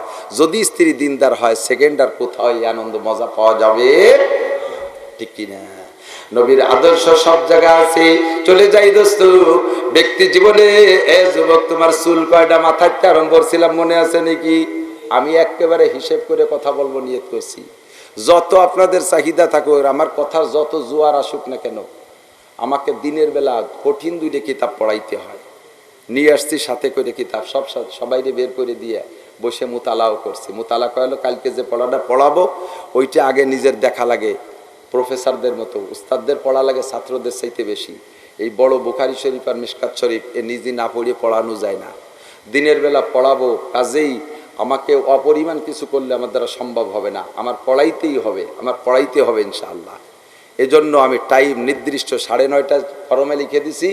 যে মাহফিল আমার আশেপাশে আছে সবাই আমার টাইমের দিক খেয়াল রাখবেন। বেঁচে থাকলে আগামীবার আবারও আসতে পারবো। আর আমার একবার পাইয়ে জম্মের খাটাইয়ে যদি ফতে ফেলাই দেন, তারপরে তো খুঁজে পাওয়া যাবে না। কথা কান, এমনি এক জাগ বক্তা ধরা খাইয়ে গেছে, ওদিকে বুড়োরা সব সাফ হয়ে গেছে। আমরা 2-4 জন পাঙ্কু ঘুরতেছি, তাও যদি ওভারলোড দিয়ে আমাদেরকে শোয়াই দেন, শেষে আপনারা যাবেন কোন জায়গায়, আমরা কি দেখি করবো। পরিমাণ মতো টাইমের ভিতরে শেষ হবে ইনশাআল্লাহ। কথা ঠিক আছে? আজকে শুধু বডিটার একটু সেট করি, রাজি আছেন না? চুলকে যদি সুন্নতি তরিকায় কাটান 100 শহীদের সওয়াব হবে। শুধু চুলের মধ্যে 100 শহীদের সোয়াব। যে সকল যুবকরা আছো, একটু যুবকরা, বুড়োরা তার চুলির ভাব ভঙ্গি নাই, পাইয়ে গেছে ফকা ফক সাদা হইয়ে, যে কায়দায় কাটে সেই কায়দায় খারাপ দেওয়া যায়। একজনে কয় তুই জামা কাপড় ওরও পরিষ্কার, কয় যাবি যত সাজি তত বেশি খারাপ দেওয়া যায়। এই জন্য তাই নর্মাল থাকাটাই ভালো। তো বুড়োরা যত কায়দা হয় পাকা চুল সাইজ করে কাটুক, ওর মধ্যে তো ডক নাই। তোমরা যুবকরা পাকা সিদ্ধান্ত নিতে পারবা, 100 শহীদের সওয়াব পাবা, বদরি সাহাবাদের সাথে জান্নাতে যেতে পারবা, উহুদের সাহাবাদের সাথে জান্নাতে যেতে পারবা, খন্দকের মুজাহিদিনদের সাথে জান্নাতে যেতে পারবা। আর মুজাহিদু মান জাহাদা নাফসা, হাদিস পরিষ্কার হাদিস, হুজুর বলেন সবচেয়ে বড় মুজাহিদ ওই ব্যক্তি যে ব্যক্তি তার নফসের সাথে জিহাদ করতে পারে। নফসের সাথে জিহাদ করতে পারলে সব জিহাদ করা সম্ভব। কথা কোন ঠিক কি ঠিক না? তো চুলরে সুন্নতি তরিকায় বানাবা, পারবা ইনশাআল্লাহ? নিয়ত করো তো দেখি যুবক, আমি সুন্নতের খিলাফ চুল কাটবো না ইনশাআল্লাহ। রাজি? একটা সুন্নাত আলহামদুলিল্লাহ আল্লাহ কবুল করুক, আমিন। চুলের মধ্যে সুন্নাত চলে আসছে। এবার দাড়িটার ব্যাপারে একটা চাকরি বাকরি তার মানে দেখবানি, চাকরি দাড়িতে চাকরি ঠেকায় না, বরঞ্চ দাড়িতে আরো চাকরির মর্যাদা বাড়াতে পারে। কথা কন? আমি একেবারে প্র্যাকটিক্যাল একটা খবর কই। আমার মুরব্বী উস্তাদ হযরত মাওলানা আলী হুসাইন সাহেব রহমাতুল্লাহ আলাইহি বলেছিলেন, হুজুর তখন তো আরআরএফ পুলিশ লাইনের ইমাম ছিলেন, হুজুর পুলিশও ছিলেন। হুজুর বললেন যে আমি যশোর মাহফিল করছি, তো মাহফিলের পরে 2 বছর পর আমি তো চলে আসছি, আর আমার মনে নাই। পরে আমার সাথে দেখা হওয়ার পরে উনি বলতেছেন, তখন যশোর ক্যান্টনমেন্ট প্রধান ব্রিগেডিয়ার জেনারেল, এই ব্রিগেডিয়ার জেনারেল নাম আমার মনে নাই, বললেন যে উনি দাড়ি রেখে ফেলাইছে। তখন প্রেসিডেন্ট ইরশাদ সাহেব হলো প্রেসিডেন্সিয়াল সিস্টেম ছিল বাংলাদেশে। প্রেসিডেন্ট ইরশাদ সাহেব যশোর ক্যান্টনমেন্ট পরিদর্শনে আসবেন। তো এই খবর শুনে ক্যান্টনমেন্টে সেভাবে সাজাইছে, ক্যান্টনমেন্ট প্রধান যিনি উনি তো সামনে থাকবে, হেলিকপ্টার থেকে প্রেসিডেন্ট নামার পর রিসিভ করবে। তো এর আগে উনি দাড়ি রেখে ফেলাইছে, বেশ খানিক বড় হয়ে গেছে। এইটি আবার প্রেসিডেন্টকে জানাই নেই, তারপর প্রেসিডেন্টের সাথে সাক্ষাৎ হয়নি। তো প্রেসিডেন্ট ইরশাদ সাহেব যখন হেলিকপ্টার থেকে নামছে, উনি তো সেনাবাহিনী সব ফলিং দিয়ে রাখছে, ওনাকে অভ্যর্থনা জানাচ্ছে, স্যালুট দিচ্ছে, যা যা সিস্টেম আছে সেনাবাহিনীর ভিতরে। তো সর্বপ্রথম ব্রিগেডিয়ার জেনারেল উনি সামনে গেছে, যে সালাম দিয়ে স্যালুট দিয়ে সালাম দিয়ে হাত বাড়াইছে, মুসাফা করতে গেছে। ভয় পাচ্ছে যে আমি তো ব্রিগেডিয়ার জেনারেল, আমার তো কমপক্ষে সেনাপ্রধান অথবা প্রেসিডেন্টের কাছ থেকে শুনিয়ে দাঁড়িয়ে রাখতে হবে। দাঁড়িয়ে রেখে ফেলাইছি, না কয়ে মিলে মুখস্থ, আজকে আসতেছে প্রেসিডেন্ট, কপাল মনে হয় শেষ আইজিএ পর্যন্ত। তো সর্বপ্রথম সাক্ষাতে যখন হ্যান্ডশেক করছে, মুসাফা করছে, সাথে সাথে ইরশাদ সাহেব হাত ধরে বলতেছে, কি হুজুর কেমন আছেন? দাঁড়িয়ে দেখে হুজুর পেয়ে ফেলাইছে ইরশাদ সাহেব। আলহামদুলিল্লাহ। তখন উনি ভাবছে কি যে হয়তো আমার মুসাফাই পর্যন্ত শেষ, দাড়ির দিক লক্ষ্য নাও করতে পারে, কিন্তু দাড়ির দিক যে ইরশাদ সাহেব লক্ষ্য করছে তা বোঝা যাচ্ছে তার ভাষায়, কয় হুজুর কেমন আছেন। সর্বনাশ করছে, যখন হুজুর পেয়ে ফেলাইছে, আজকে হুজুরের একটা বিচার হবে। জিজ্ঞেস করছে, এমন কইতেছে আর কোনো কথা না, কয় দাঁড়িয়ে রাখছেন কতদিন? আর জায়গা মতো আজ দিয়ে ফেলাইছে, যে জায়গা ভয় আছে, যেখানে বাঘের ভয় সেই জায়গায় রাইতে হয়, ঠিক না? তার জায়গা মতো গাই আঘাত যে জায়গা, ব্যথা যে জায়গা, গাই গুতো সেই জায়গায় লাগে, অন্য কোনো দিক নজর না, দাড়ি কাটার দিক নজর। যাই হোক, শুক্রিয়া, এটা সুলক্ষণ। কয় হুজুর দাড়ি রাখছেন কতদিন? তো বলতেছে স্যার 3 মাস হয়েছে। তাহলে দাড়ির দিক যখন প্রশ্ন, আরো প্রশ্ন রয়েছে, তো একটু বললেন না তো দাড়ি রাখবো, তাহলে হয়ে গেছে না কাম? এবার মাথার মারাত্মক জিজ্ঞেস, একটু বললেন না তো দাড়ি রাখবো। স্যার আমি হযরত মাওলানা আলী হুসাইন সাহেব হুজুরের বয়ান শুনে জজবায় রেখে ফেলাইছি স্যার আমি এখন বলতেছি স্যার। তো কয় যে না, এখন আর বলা লাগবে না। এ শুনে ওনার কাম সারা, মনে হয় চাকরি ছুটে যাচ্ছে। বাপ কয় চাকরি আছে কতদিন? কয় স্যার আর 1 বছর। কয় যে আরো 2 বছর দাড়ির কারণে চাকরির বয়স বাড়াই দেয়া গেল। জোরে অনেকবার। বরকতের মালিক কে? রহমত কোত্থেকে আসে? এ দাড়িতে চাকরি যায় না থাকে, কমে না বাড়ে, সব জায়গায় সম্মান পাবেন। দাড়িওয়ালা একজন, দাড়িওয়ালার বয়স 25 বছর, আর সেই 25 বছরে ভাইয়ের বয়স 45 বছর।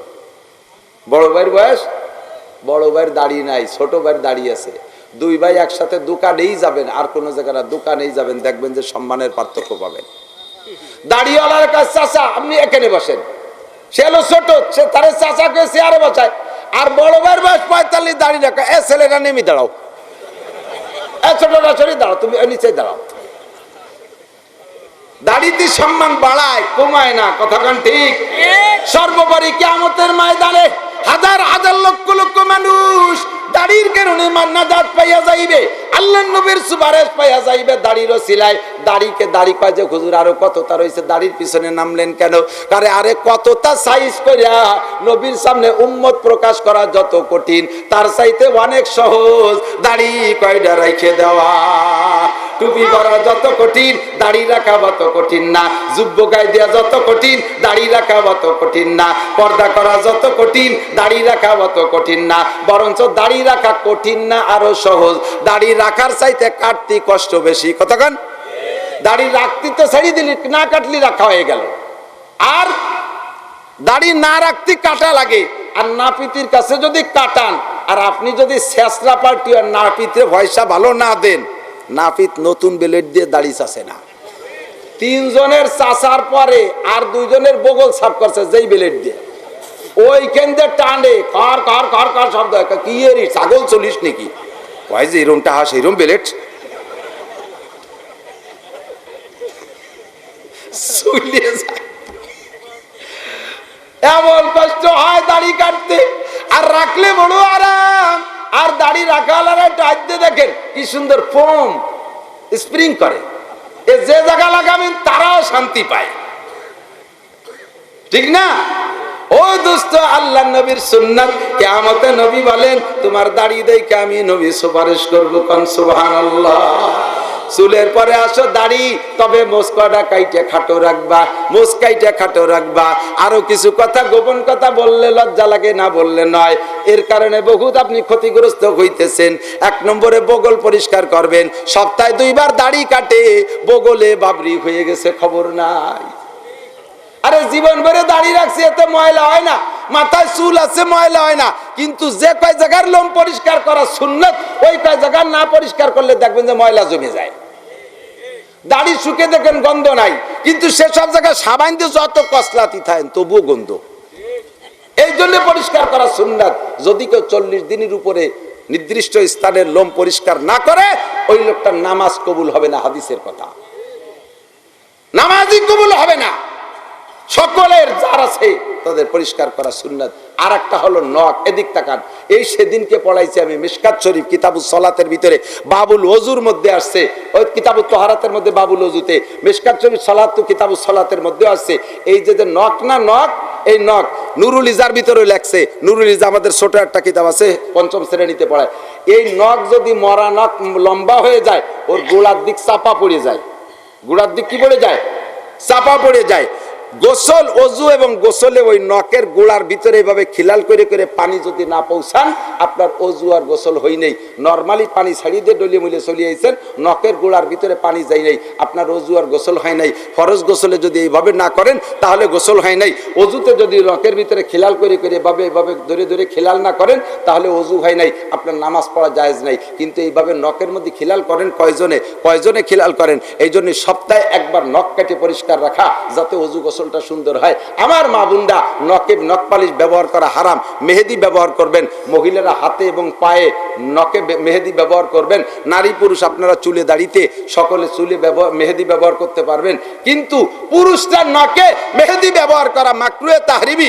যদি মসজিদের ইমাম সাহেব নখে মেহেদি লাগায় ইমামতি করে, তার পিছনে নামাজ পড়া মাকরুহে তাহরিমি। মুয়াজ্জিন যদি নখে নখ পালিশ কি বলা হয় মেহেদি লাগায়, মাকরুহে তাহরিমি। কিন্তু নারীরা মেহেদি ব্যবহার করতে পারবেন হাতে এবং পায়ে। এর উপরে ভিতরে পানি যায় না। এমনকি লিখছে নুরুল ইজার ভিতরে এটাও লিখছে, যদি মোম লাগে, রঙের কাজ করে যারা, তাদের গায়ে রঙের ছিটা ফুটা লাগে, রঙের ওই যে রং করে বিল্ডিং এ রং করে, ট্রাঙ্ক সুটকেসে রং করে, ওই রঙের নিচে পানি যায় না। এইরকম যদি শরীর লাগানো থাকে, আটা সেনে, মহিলারা রুটি বানাতে আটা সেনে না, এই আটা শুকোই গেলে ওর নিচে পানি যায় না। আমরা যারা পাইনু আছি, পান খাই, পাইনুও পানি, আমার একটু পানি দেন।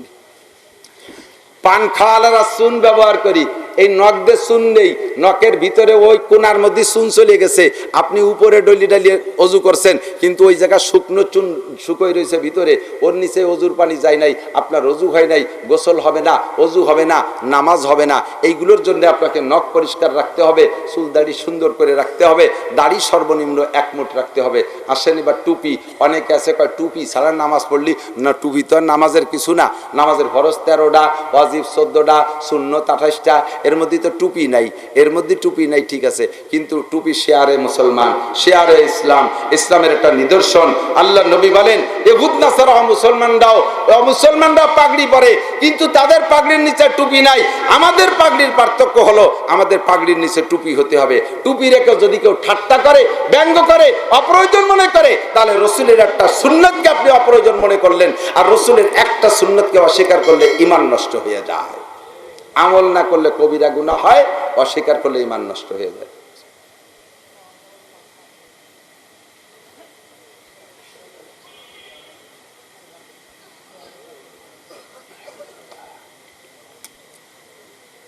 আর যুবক আমার দিক তাকাও, আমাদের নড়াইলের জজ ছিলেন মৌলানা মাজদার হোসেন সাহেব, দায়রা জজ ছিলেন, আমার অত্যন্ত মহব্বতের বন্ধু ছিলেন। স্যার আমাকে ওনার গ্রামের বাড়ি হলো রাজশাহী, মাহফিল করাতেন, এসে তফসির করে। জজ, দায়রা জজ, বিচারপতি হয়ে তারপরে উনি রিটায়ার করছেন। উনি কোর্টে যাইতেন, দেখাইতে হয়, না দেখাইলে হয় না। উনার প্যান্ট ঢিলা ঢালা পাজামার মতো প্যান্ট, নেসপে শাক প্যান্ট। একজন জজ, একজন বিচারপতি, সে টাকনু সুয়াই প্যান্ট পরে নাই, লেখা জানে না, পড়া জানে না, আন্তর্জাতিক খ্যাতি সম্পন্ন মূর্খ। এইটার স্টাইল প্যান্ট টাকনুর নিচে, এবং প্যান্ট তল দিয়ে টাকনুর তল দিয়ে যাইয়ে স্যান্ডেলের নায়ের দাগ দিয়ে বার হয়ে গেছে। ওই দিক দিয়ে অতখানি ঝুলিয়ে গেলে উপরে তো কম পড়েই, পাশার একেবারে ও পাশে দেড় হাত খোলা, নাবির নিচে নামাতি নামাতি একেবারে জাগার কোনায় নিয়ে বাঁধাইছে। দেখলে বমি আসে, বোঝা যায় যে তুইও বাঁধাবিয়ে, তোর আরো অনেকও বাঁধাবিয়ে। কথা বল না? এই পোশাকের মধ্যে স্টাইল নাই শোনা, ও দেখলি বোঝা যায় যে তোমরা সবাই ওই ক্লাসের, তুমি কোন নম্বরে তা ভালো করে বুঝে আসে। পোশাক হলো, নবী বলেন মানজাররা ইজারাহু বাতারা লাম ইয়ানজুরিল্লাহু ইলাইহি ইয়াউমাল কিয়ামা। নবী বলেন মা আসফালা মিনাল কাবাইন ফাহুয়া বিন্নার। লুঙ্গি হোক, প্যান্ট হোক, পাজামা হোক, জামা জুব্ব হোক, পুরুষের কাপড় যদি টাকনুতে শোয়, টাকনুতে যার শোবে, ওই টাকনু জাহান্নামী, ওই লোকটার দিকে হাসর মাঠে আল্লাহ তাকাবেন না। আপনি সুন্নতি পোশাকটা ঠিক করেন, সুন্নতি পোশাকটা টাকনুর উপরে প্যান্ট রাখবেন, পাজামা রাখবেন, ঢিলা ঢালা প্যান্ট পরবেন, লুঙ্গি পরবেন টাকনুর উপরে। অনেক আছে ভাবের জ্বালায় লুঙ্গিরে নামাতি নামাতি একেবারে শেষ প্রান্তে বান্ধে থই নিছে, আর ওদিকে টাকনুর নিচে ওর মতো ৩-৪ জন রাস্তায় দিয়ে যদি আড়াআড়ি হাঁটে, তাহলে রোড ক্লিনার লাগে না, লুঙ্গির বাড়িতে রাস্তার গু গোবর সব সাফ আছে না নাই? এগুলো হারাম। এগুলো কি মাত্র কয়েকটা কথা বলছি, এই সুন্নত গুলোর পর আল্লাহ তাআলা আমাদের আমল করা তৌফিক দান করে, বলেন আমিন। যুব সমাজের, যুব সংগঠনে যারা আছো, তোমরা অঙ্গীকারবদ্ধ হবা, একটা মাহফিল করেই তোমাদের ইসলামী দায়িত্ব শেষ নয়, এরপরে আগামীকালকে আবার উন্নতা করবা, এটা ঠিক না। একটা পাইপ দিয়ে জমজম পানি বেরোইছে, পরে যদি সেই পাইপ দিয়ে আবার বাথরুমের ময়লা পানি ছাড়ে, তাহলে পাইপের সাথে বেয়াদবি করা হবে না? মানুষ অন্যায় বলবে, অন্যায় বলবেন না আপনারা? যেই পানি পাইপ দিয়ে জমজম পানি বেরোয়, সেই পাইপ দিয়ে আবার পেশাব লাইন চালু করে দেয়, কি করে? এটা ঠিক না। যেই প্লেটে দুধ খাইছেন, সেই প্লেটে অন্য কিছু যেমন ঢালা ঠিক না। যেই যুবকরা ভালো কাজ করেছো, সেই যুবকরা অন্যায় করবা না। তোমরা নামাজ পড়বা, যুবকরা সমাজের আরো অন্যায় যেগুলো আছে এগুলোর প্রতিবাদ করবা। বিয়ে শাদীর অনুষ্ঠানে ড্যাক্স বক্স বাজাইতে দিবা না। বিয়ে শাদীর অনুষ্ঠানে মেয়েদের খোলাবেলা বেপর্দার যত প্রোগ্রাম আছে এগুলো তোমরা প্রতিবাদ করবা।